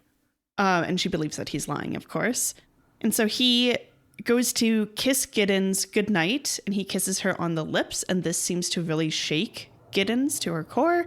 I think because of the way that rakish behavior, the rakish behavior that he's been showing in this imitating way. And I think it's, a bit confusing for her. Now that they're alone, they are almost play acting as Miles being man of the house. And Giddens is still, again, trying to get him to acknowledge the others, and the way that he replies to when she says, well, we're not fully alone. There's still the others. It's almost like he's trying to follow along with what she's imagining in this like game of imagination. And she starts to ask him, like, who taught you these things of being a man and all these things? And Miles begins to kind of push back and eventually starts to hurl a ton of insults at her right as Giddens sees Peter Quint's face at the window again, kind of laughing alongside Miles. And then Miles runs out into the garden. She follows, and he's crying. He's very upset about all this. He also threw Rupert through a window. Yes, he also threw Rupert the tortoise out a window. And while they're in the gardens, Giddens sees Peter out there, and she's again urging Miles to acknowledge him. And he can't see the spirit, and he says, no, you're insane. And she insists, like, say his name. And so he does. And as he does, everything's kind of heating up to a fever pitch with like the sound design, the cuts and everything. And as soon as he says Peter Quint's name, it kind of goes silent and we're focused on Miles's face. And he kind of has like this like look of shock on his face as he collapses. We see that Peter Quint's ghost is no longer there. And Giddens is like, oh, thank God, like you've saved yourself. Good job, Miles. Like you said his name. We're free of the evil, of the contagion, all of this. And she holds him, believing that, the haunting and possession is broken.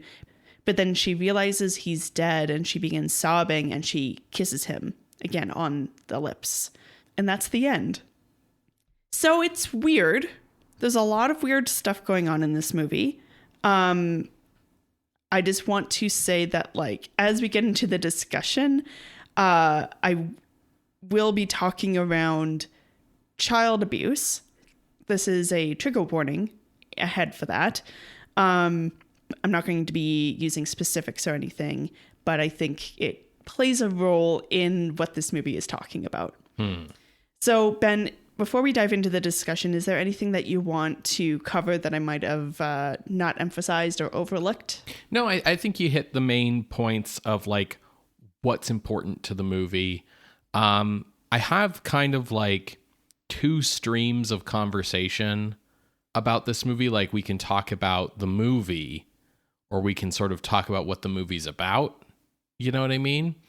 They're two very different like streams, basically, right? So what do you want to cover first? Well, I think anything that covers the turn of the screw needs to first ask if we are apparitionists or not apparitionists. So, I mean, here's the thing, because you could have an interpretation of the novel and then you could have an interpretation of the film, right? Because the film is making very specific choices in terms of how it's presenting information to you and what information it's presenting to you. So do you want to start off with kind of like what is your take or what you believe the movie is representing? When it comes to the novel, I'm an apparitionist. I believe that ghosts are real. When it comes to this movie, I think that there is enough going on to indicate that it is all in Miss Giddens' head and that it's not the place that has made her start imagining these things. I don't think she was okay when she was hired.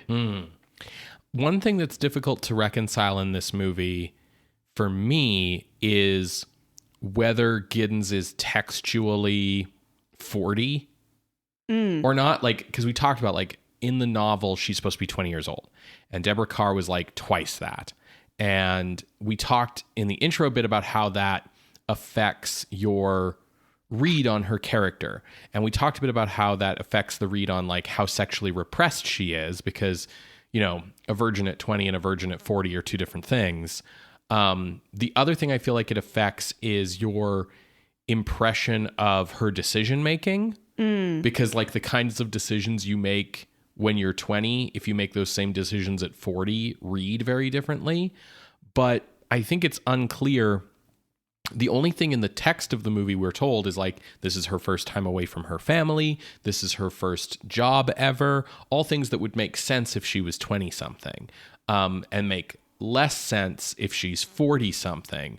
And so it's unclear to me if, you know, like, okay, when you watch Sense and Sensibility, the Emma Thompson movie, right? She's like 38 playing 16 or something. Within the fiction of the movie, we are still supposed to buy that character as being 16 or 18 or whatever she's supposed to be. We're not supposed to think that the character is 38 or however old Emma Thompson was at the time. So I guess my question is, do you think in the story of this movie, Miss Giddens is 20 or 40? I think she's a spinster. Okay. And she's not okay. And she's not okay.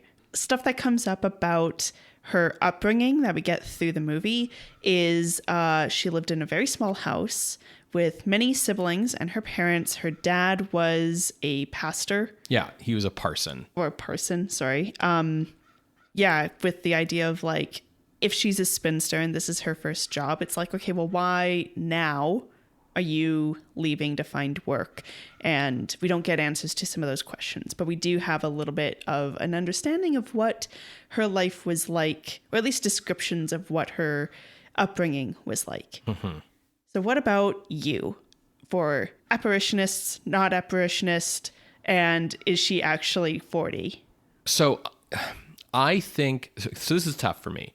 I think the movie would work better if she was being played by a 20-something. Like, I think the movie would work better and make more sense if she was played by someone who was like 20 years old. I think the fact that she's being played by someone who is 40 makes her look more foolish. It makes her look more empty-headed. It makes her look dumber, because it's like, you should have more life experience than this to figure this shit out. And if she was 20 something, it would make a lot more sense. So I'm sort of on the fence about whether to interpret her character as 20 or 40. I think her character makes more sense if she's 20. But I think in the context of this movie, the ghosts are real, but also Miss Giddens is not okay. Yeah. I think that the movie, yes, her sexual repression is part of it, but I don't actually think that's the key to her character. I think the key to her character is religious fanaticism. Yes. And I also think that the ghosts are real, but the reason why they seem like they're all in her head is because I think the fatal mistake that Miss Giddens makes here is that the ghosts aren't haunting the children. They are haunting her. Which is why she's the only one who sees them.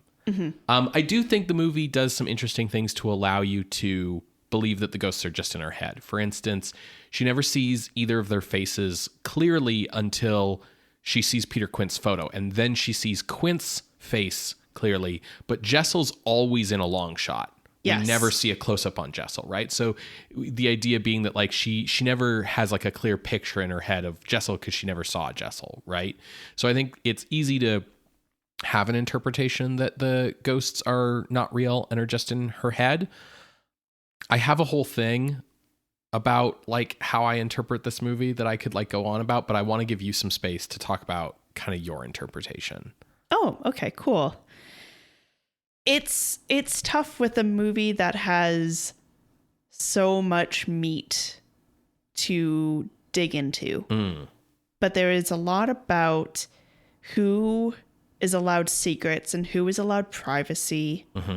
And the idea that privacy leads to corruption or contagion.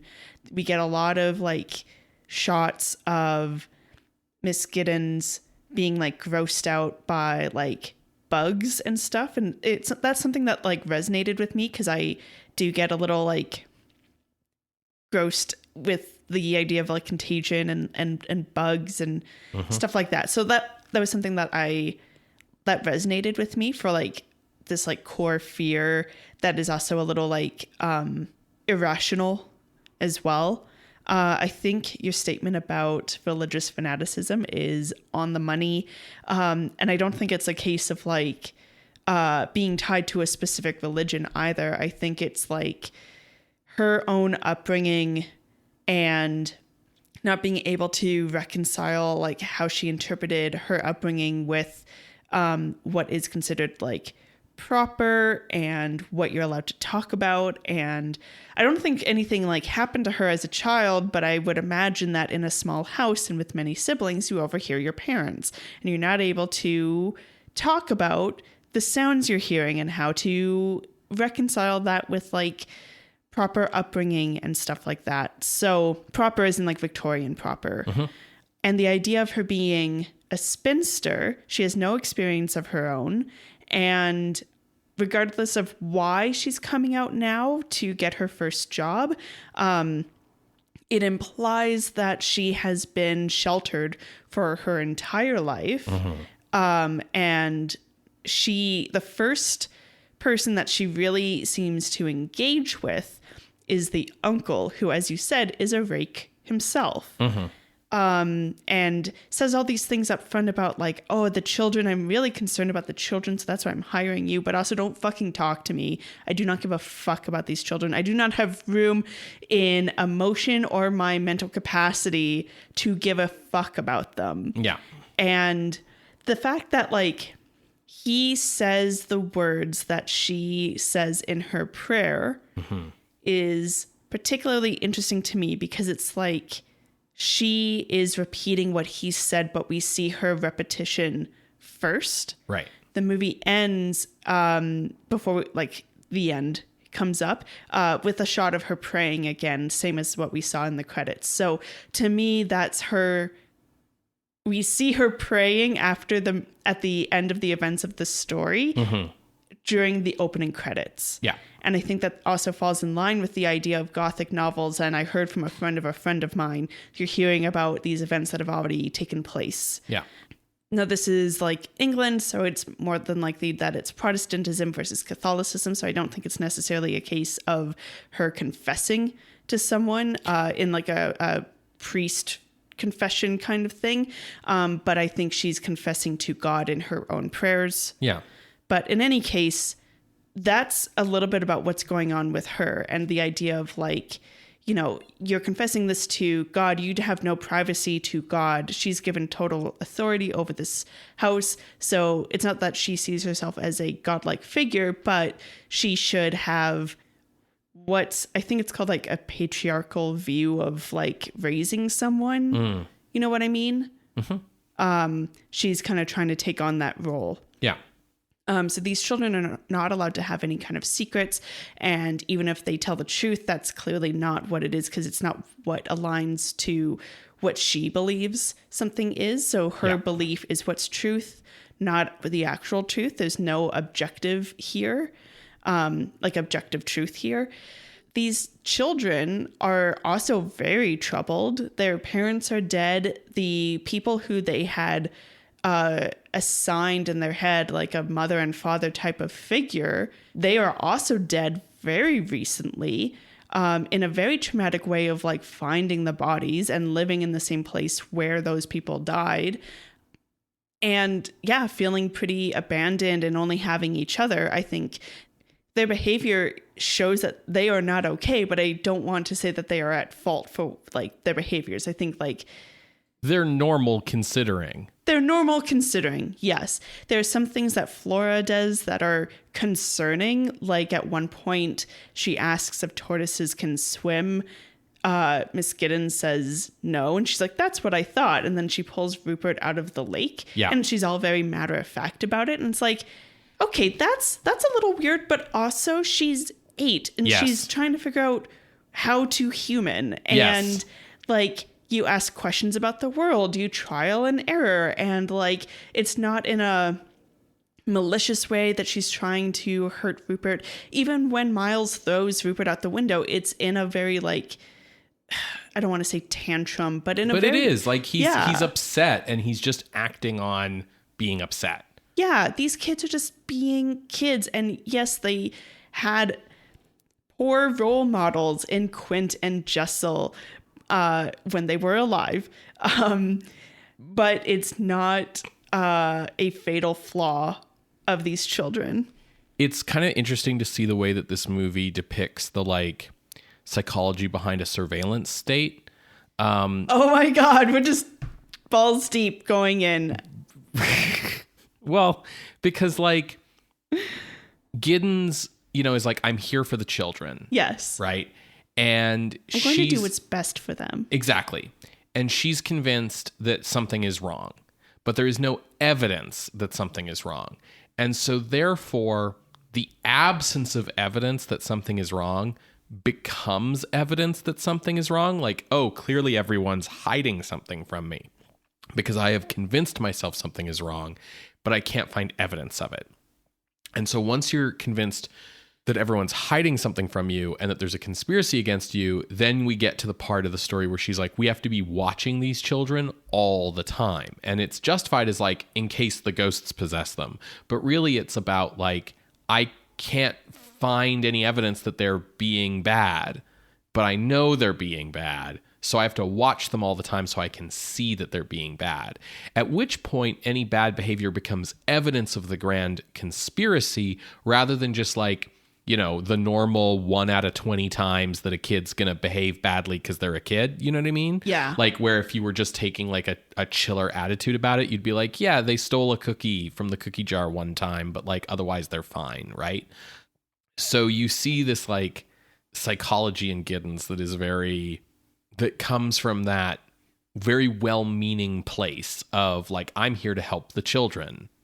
One of the things you talked about with Flora and Miles as well. So I think the entire cast of this movie acquits themselves very well. Absolutely. Very well acted. But I think top marks have to go to the kids. Yes. Because the whole movie lives or dies on these kids giving performances that can be effectively read in 2 ways. You have to either be able to read them as totally innocent, happy children who are, perhaps a little bit spoiled by getting their own way all the time, or as like mischievous, naughty conspirators who are up to something, right? And the kids pull it off.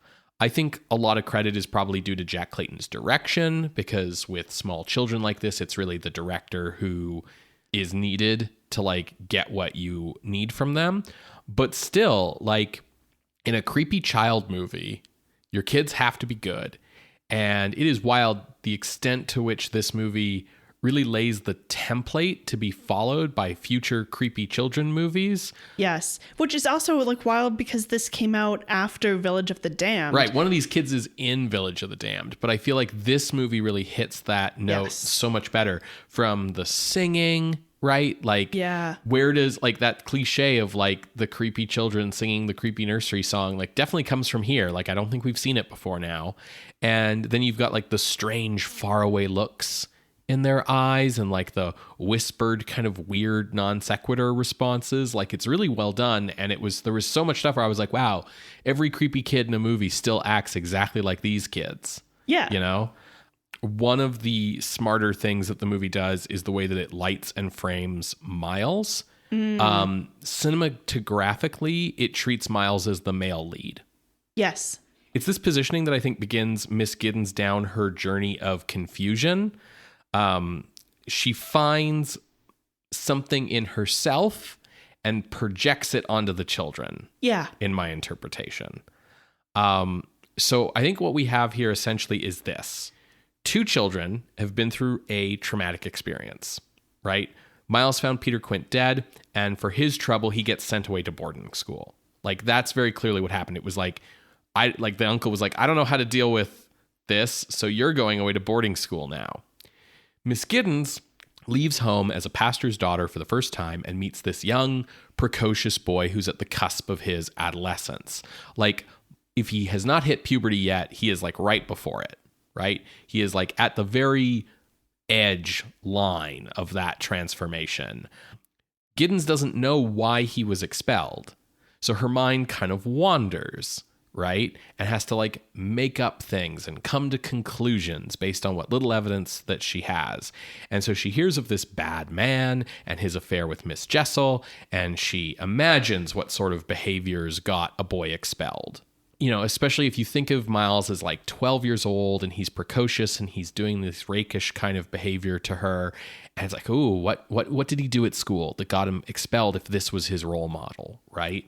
Because I think she's projecting her inappropriate attraction to this charming boy back onto him as evidence of inappropriate influence. Yeah. Like, Miles isn't actually doing anything inappropriate. He's just replicating what role models he has for adult male behavior. But especially if Giddens is like 20, like if Giddens is only like 10 or less years older than Miles, and she's like never been outside the house, and she's this, like, as you said, sheltered parson's daughter, and it's like, oh, this boy, he's kind of flirting with me. Ooh, oh wait, I'm not supposed to feel like that. It's wrong that I'm feeling like that.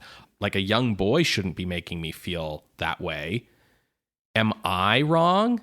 No.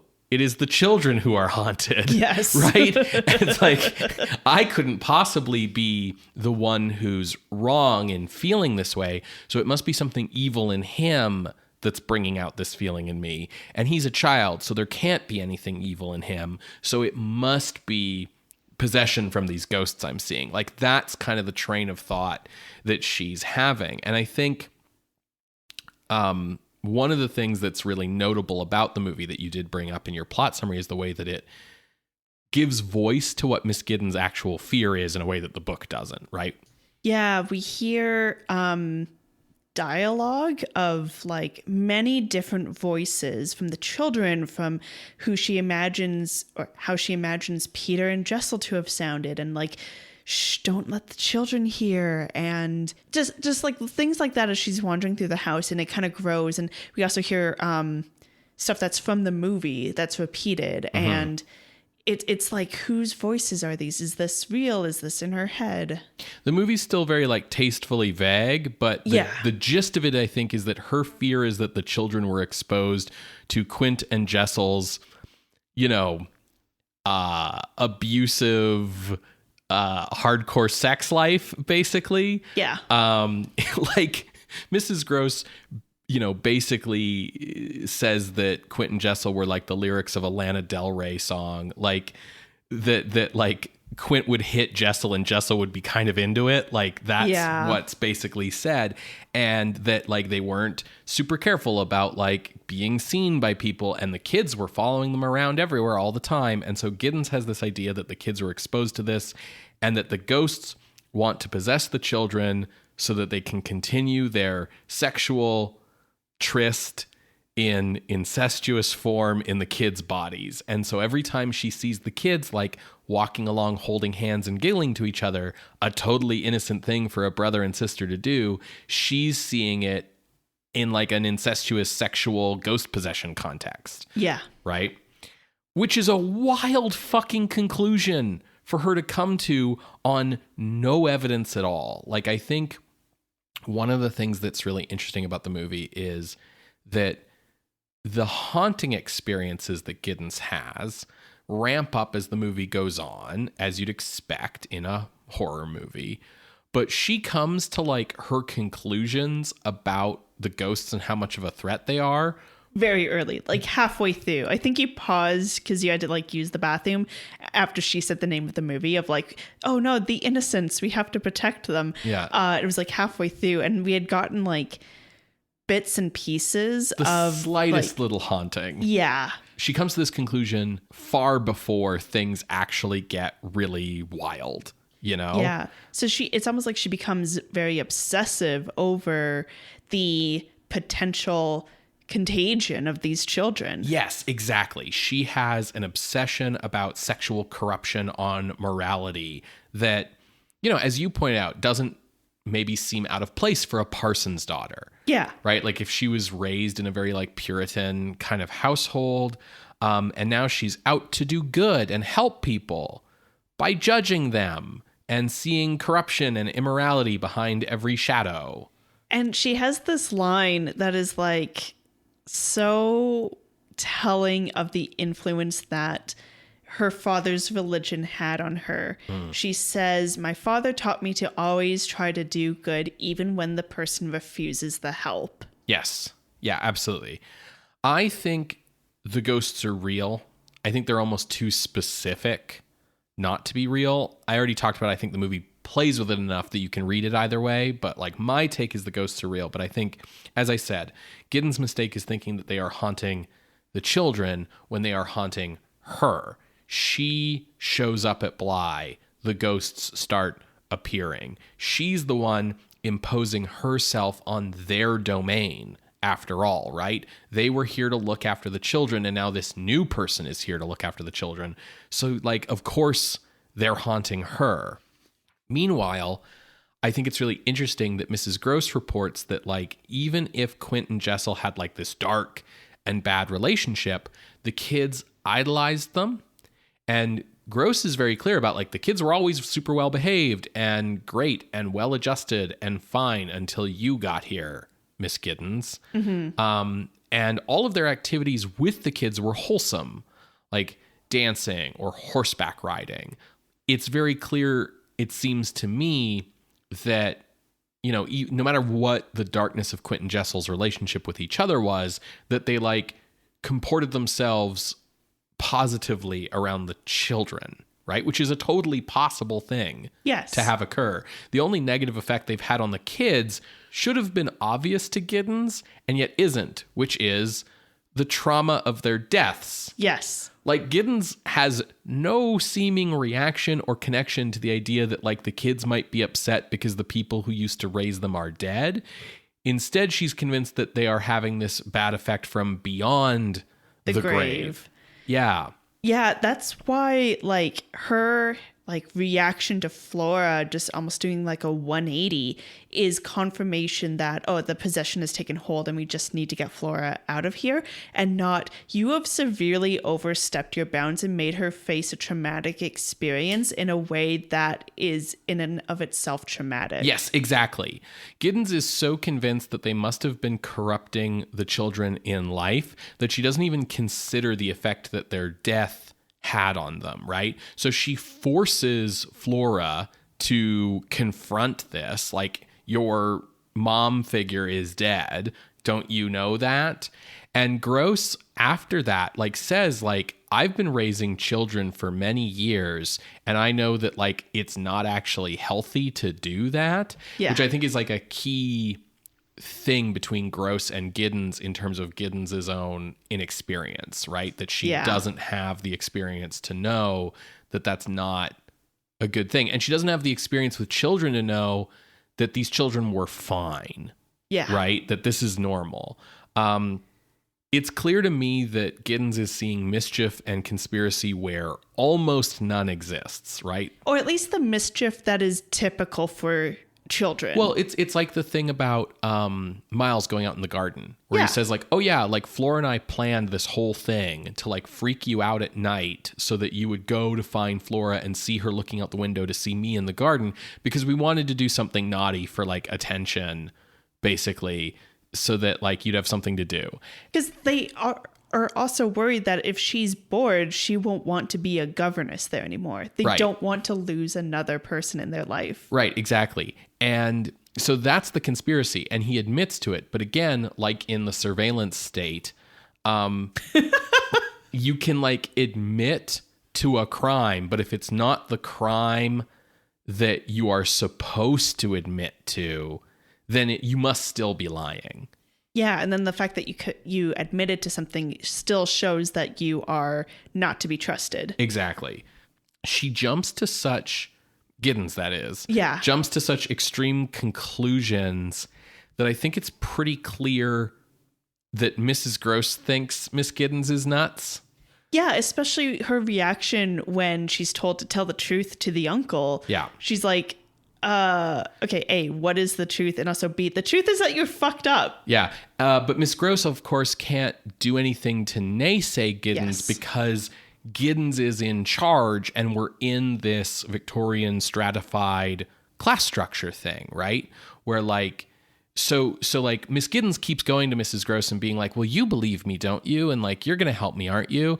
And it's like Giddens doesn't understand that Gross can't say you're wrong. No, I think you're full of it and you're kind of nuts and I'm not going to help you. Like Mrs. Gross has no choice but to be like, yes, of course I believe you. And yes, I'm going to help you help the children. So how are we going to help the children? Like, because that's just her job. Like she can't go against you in that way. Right. So like, I want to be clear. I completely agree with like what you're saying. I do feel like the ghosts, I do feel like the ghosts are in her head, but your point about whether she's textually 20 versus 40. Yeah. I think if she was 20, it would be much easier to be like, yeah, she's just getting all up in her own head. Yeah. She's just very inexperienced. There's nothing else going on here. But if she's 40, then it's like, no, she is not okay as a person. Yeah, it's a change of degrees, right? Of like how much of a problem this is. And I think it makes it more fucked up. Mm-hmm. Right? Like there's a difference in, as you said, like a 20-year-old who has no experience of the world, projecting these amorous intentions onto a child, onto someone who is in her care, and a 40-year-old doing that. Yes, because I think the thing that like sets everything off here is her attraction to Miles, or rather like it's like her putting her attraction to the uncle and to rakish men, or like her fear of being attracted to that, onto Miles. I don't think she's actually attracted to Miles. She's reading Miles's behavior as evidence of Miles's attraction to her. Yes. Right?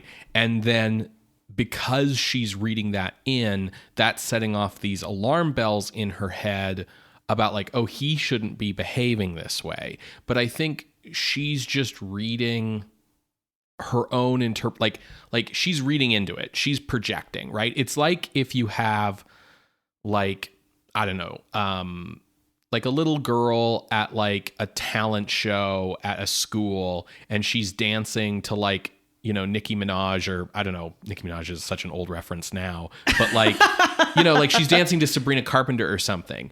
And to the little girl, it's like, this is just music and I'm just dancing to it. But you as an adult know that Sabrina Carpenter music is like pretty sexually charged. And so then you look at the little girl and you think like, oh, what inappropriate sexuality for a little girl. Who taught this little slut like how to dance? Yeah, she's being corrupted. Right. And it's like, therefore we need to ban Sabrina Carpenter. Yeah, exactly. So some context for folks. Alberta just decided to ban some fucking books. Our fucking government, man. Including things that are like banning books 101, 1984. Yeah. Handmaid's Tale. Like the books that are like Brave New World. Yeah. And then a John Green book, like, oh my God. It's basically what it was the government put in some policies about how you can't have books in school that have inappropriate depictions of sexuality relative to the developmental level of the students. And then they didn't define any of those words and kind of left it up to the school boards to ascertain what's appropriate, except that the fines and the you know, what's the word I'm looking for? The not punishment, but like the bad stuff that'll happen to you if you break this policy is such that no one wants to take a chance on getting called out for like making the wrong call. So instead, like people are just mass eliminating like any book with the word sex in it from libraries, except for the Bible. The Bible always gets a pass.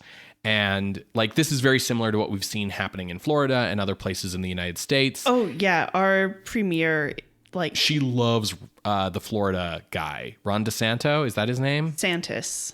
Okay. She loves that dude. Yeah, no, she went to go visit Trump at Mar-a-Lago. Like, it's a fucking hellscape. Anyways, man. the point is that like, it creates this situation where, because you have not actually defined what is inappropriate, you've just said that like, if anything's inappropriate, there's going to be problems. Yeah. So they're just like mass getting rid of everything, right? But yeah, that's basically what's going on here, right? What's going on here is, like, I don't think this story is about Miss Giddens' sexual frustrations, whether she's 20 or 40. I do agree that it like is a very different interpretation, but I think ultimately the same thing is happening in the story. Yeah. And what this story is about is, this is, at least to me, about moral or religious fanaticism. Giddens is on a crusade to protect the children at all costs. And in the absence of anything to protect them from, she invents a threat. Just like so many other moral crusaders before her and since have done. Where like, if you have set yourself up as the protector of children and there's nothing to protect them from, you have to give yourself something. It's the to justify why you're here as well. Right. It's the if you're a hammer, every problem looks like a nail thing. Yeah. Right. And so, if you've only ever seen Boss Baby, every movie looks like Boss Baby.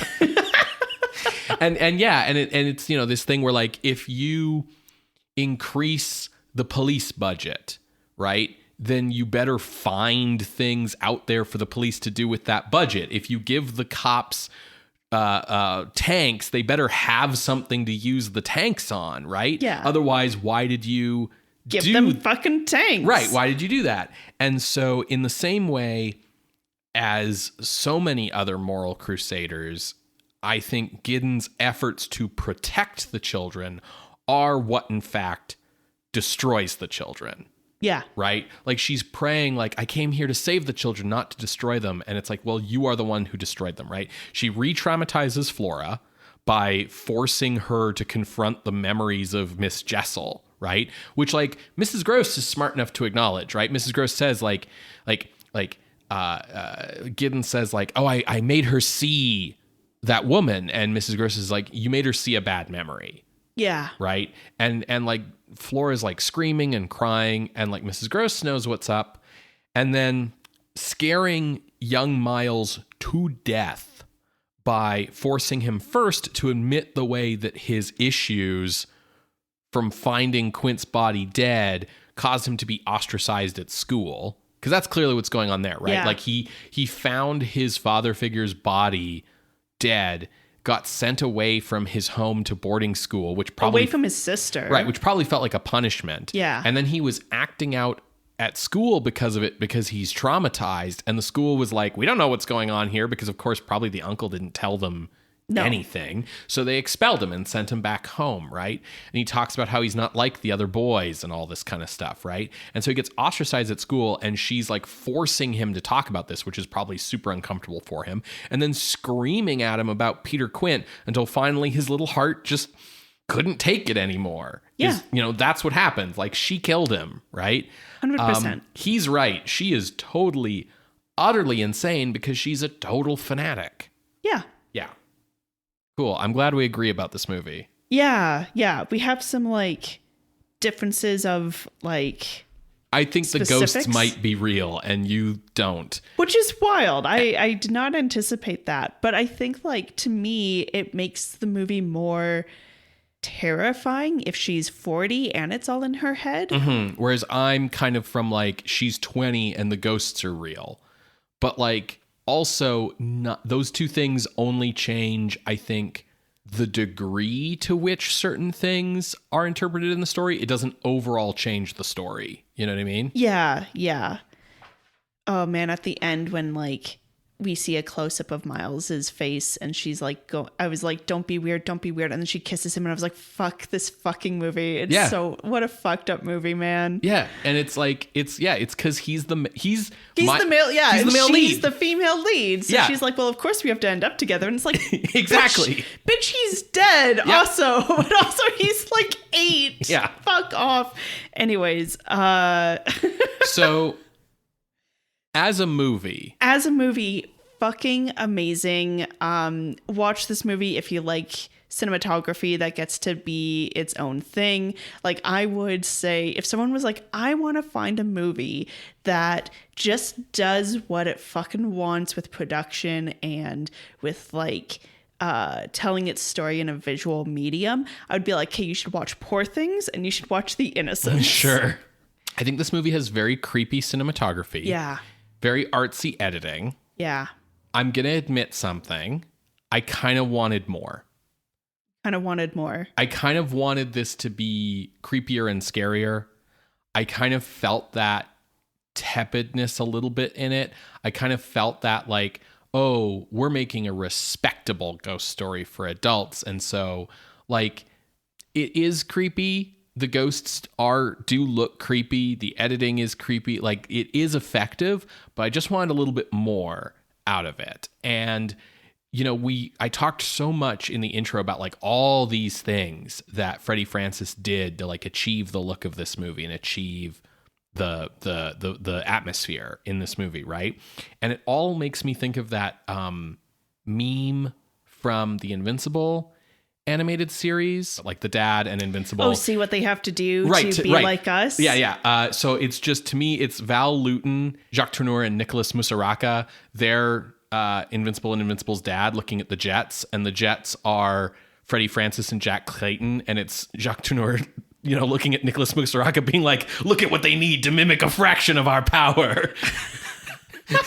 Because like I'm over here being like, look, like Jacques Tourneur and the RKO crew were achieving this shit 20 years ago without needing to like do paint half of lens. what you guys are doing. No, but, like I see your point, but also I do think credit is due here. Like the idea of vignetting the lens, like it gives a very Victorian feel of That's like true.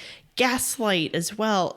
Gaslight as in like literally gas running lights. And also like old time photography and like the deep focus was really cool. It had me going like, I wonder if they're going to do something weird in the back. So there's a movie, or it's a series on Netflix called The Haunting of Bly Manor or whatever, which is basically adapting this. And there's a thing that they do in that show of having it's a normal scene, but there's something weird in the background. And so you're always like trying to look, and it's kind of like a game. And I know that that's why they did the deep focus in this movie. They don't have anything creepy going on in the background, but you always think maybe because there are like these weird statues outside that are just like figures. And so there's things. There's one shot where she's looking down the hall and something like way at the far end of the hall moves.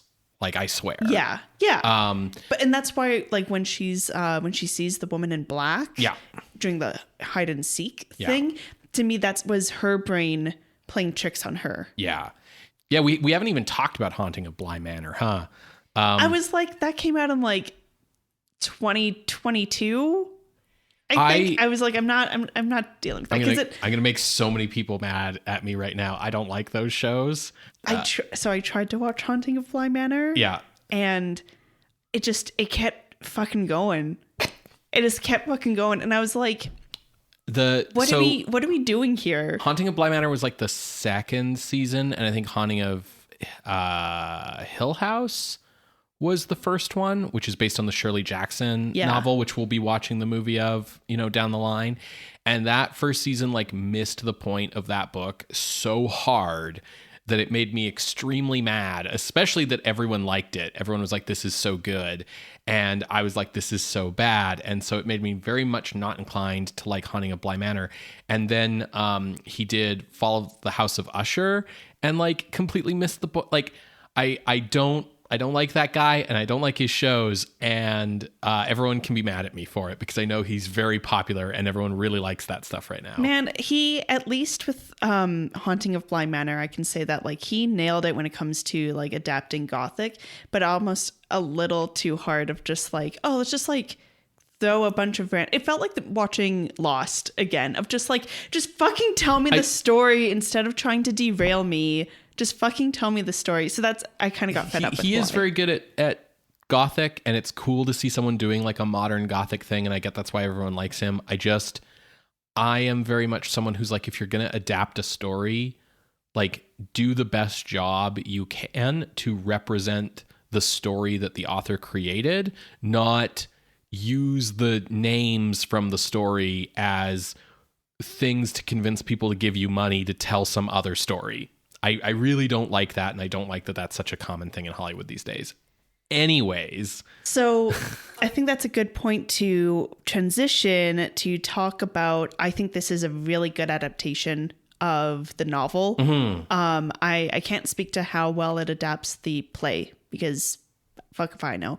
But I think I would describe the movie as an adaptation of the book rather than of the play, especially the way that they bring in literal lines from the novel. Mm-hmm. I think this is a really good adaptation. I think it provides what you need as a modern audience to kind of take it that next step. When I talk about how I wish it was scarier, and I wish it was a little bit more in terms of the cinematography and the ghost stuff, I think it's because I viewed the ghosts as real. So I want more. Yeah, whereas I kept being like, this lady's so fucked up. This is terrifying. And I think if the ghosts are just all in her head, there's only so much you can do, right? In terms of having them do things. Yeah. But I do think the ghosts were very creepy and it was very well done. Yeah, I think they definitely achieved that atmospheric tension. Yeah. And I think even if I think Deborah Kerr is too old for the role, I think she's really good. Oh yeah, no, I think everyone was good. I kind of feel bad for the actress who played Mrs. Gross because she isn't really given much more to do besides try to be comforting to kind of everyone, but specifically to Miss Giddens. And it feels a little one note sometimes, but she's also like both the character and the actress, like they're stuck in that role. Yeah. So I think she does a good job. I wish we could have seen a bit more because I think she did a fairly good job. Totally. When I was watching it, I had no idea if it was a good movie or not. Because I think it could do a little bit of a better job of being scary. Like I said, it gets close, but I wanted more. But also, like, you know, my brain was going the whole time, like, and like, yeah, realizing like how fucked up everything was. And I was getting very upset about moral crusaders who try their best to protect children from things that they don't need protecting from. Like I said, like God save children from well-meaning adults, right? Yeah. I was getting very upset about that. And so that was also making me go like, do I hate this movie? Or, you know what I mean? Like, yeah. But that's just the movie getting an emotional reaction out of me, which is what it's supposed to do, right? I'd love to see a version where Giddens is like played by like, you know, like Margaret Qualley or someone who looks like they're 20 years old, basically like a very young, impressionable, sheltered, confused, out of her depth, religious minded character. Like I think all of those aspects of her character are there, but I would love to see a version where all of that's more clear because I think that's so key to the story. So in my mind, the movie isn't quite perfect because I would love to see a version that like pushes that a little more. But I do think it is certainly very well made, and it is also very admirable in wanting to be like high class and artistic and about something, you know. So I think it's good. Yeah. But let's move on to ranking. Okay, let's figure out how good it is. On a scale of 1 to 308, how scary is this to you? Right. So when I started looking around for ranking, I went hunting for The Uninvited. Yeah. As our like most recent adult ghost movie, I guess, right? Like, and that movie's sitting at number 66. So the question became like, is this better or worse than The Uninvited? And what I like about The Uninvited is that the ghosts like are really malicious. Like that ghost does not want you in that house, right? And I really like that. I really like the scene with the ghost in The Uninvited. It's really well done. It's really scary. The rest of The Uninvited is like, is Ray Milland going to fall in love with this teen girl or whatever was going on in that movie? And it's not as good, I think, as the rest of The Innocents in terms of like everything in the movie being tied in to achieve like one specific goal, in the storytelling. But I was kind of on the fence about it. Looking down from The Uninvited to try and figure out like where my floor was, The Screaming Skull is at 69. Nice. And Sorry. I felt like this is definitely better than The Screaming Skull. Right above Screaming Skull is Eyes Without a Face, which is a movie that we didn't like as much as a lot of other people do. So I wanted to kind of give some room for Eyes Without a Face potentially being better than this. I knew it was definitely better than Screaming Skull. So that's my floor, is The Screaming Skull. I think this is definitely better than that. Looking up, we've got classic stuff like White Reindeer and Vampire, which is another movie where the scares are mostly based on vibes rather than anything specifically happening. Night of the Hunter is another very strong vibes-based movie. Yeah. And I kept kind of looking up. Lake of the Dead at 43, also very much like a vibes-based movie where the scariest shot in the movie is like a long shot from across a lake of like a woman, right? And then I hit Invasion of the Body Snatchers at 42 and Thing from Another World at 41. And I think those are definitely better because we cross a line to, no, there's specific things specifically happening in this movie that are specifically scary, and we are specifically naming them and talking about them, right? And we leave the realm of like vague vibes-based horror behind. And so my range here was 42 to 68. Okay. I feel like we're going to have a problem. You have this look in your eye like we have a problem. Yeah, we're going to have a little bit of a problem. Is it because you like Gothic so much? Yeah, probably. So some other movies I want to call out as a waypoint. So you brought up The Uninvited. Village of the Damned is at number 120. Right. The Bad Seed is right above that at 119. Mm-hmm. Yeah, we didn't like those movies as much as other people do. No. So I felt that this movie, because of the it's all in her head, psychological horror, the surveillance state thing that you brought up is not something that I thought of, but it fits in line with this. Mm-hmm. That very like, I'm protecting the children from themselves, that was in this. And also the way that it like begins and ends with her praying. It feels like a confession. And it feels very claustrophobic, as if there's no escape from this. This is what has happened, these turn of events. There's no going off of this road in an almost like fatalistic way. I was looking in the top 10. Oof, okay. Because that psychological aspect to it, I thought was really well handled. We don't take a minute at the end to be like, and here's what was wrong with her, like we do in Psycho. Sure, yeah. I think the horror in Psycho is much more jumpy outy than in The Innocents, because you have someone literally jumping out at you. But I was like, this could be a contender. I don't think it will end up being above Psycho, but I think that there was something worth discussing there. Thinking about Peeping Tom and thinking about how it allows you to really dig into the psychology of, I'm forgetting the main character's name, but I'm going to call him Tom. Dig into the psychology of Tom and like what made him this way, and having sympathy for the child, but fuck, he's messed up as an adult, and that turning on the audience as voyeurs.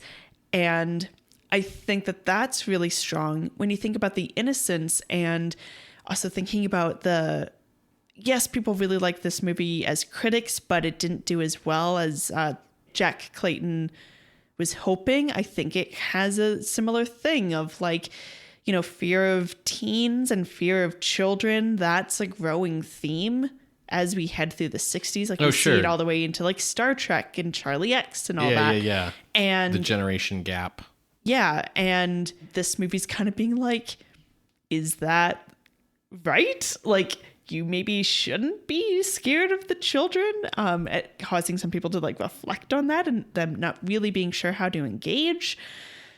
So like, I think this is kind of where I was going. And also I was thinking with Spiral Staircase, another like really high ranking Gothic movie here. And true. Yeah.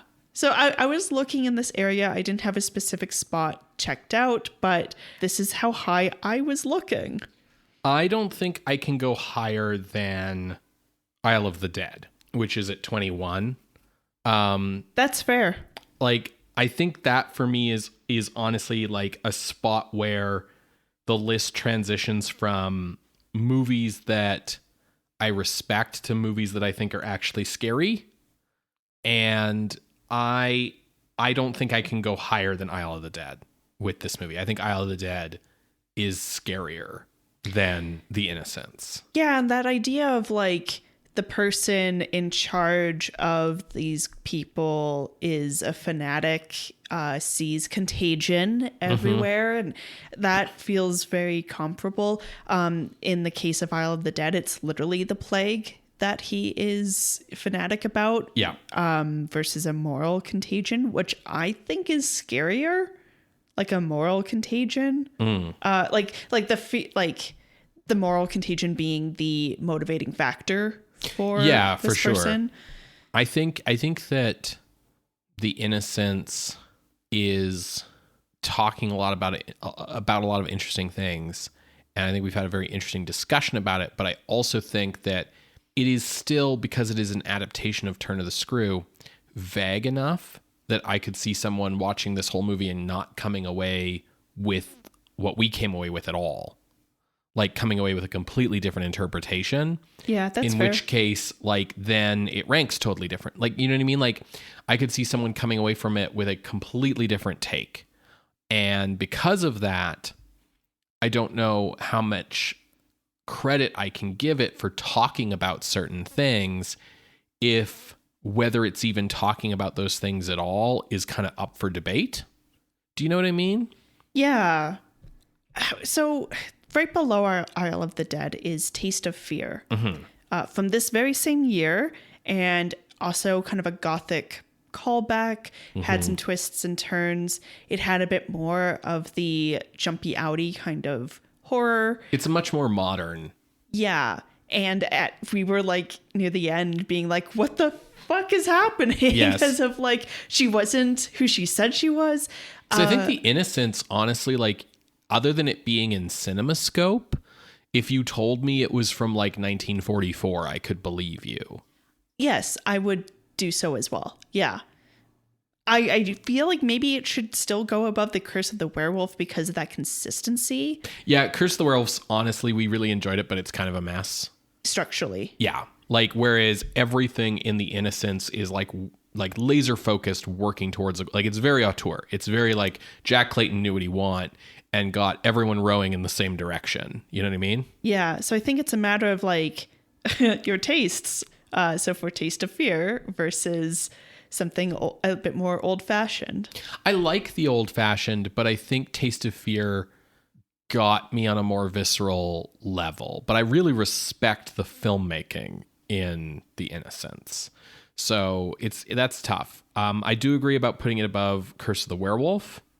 So I think my gut tells me below Taste of Fear, above Curse of the Werewolf. Yeah, even like hearing you say like, you know, you respect The Innocents, but found Taste of Fear more scary. Like, this is a list of horror movies, not taste movies.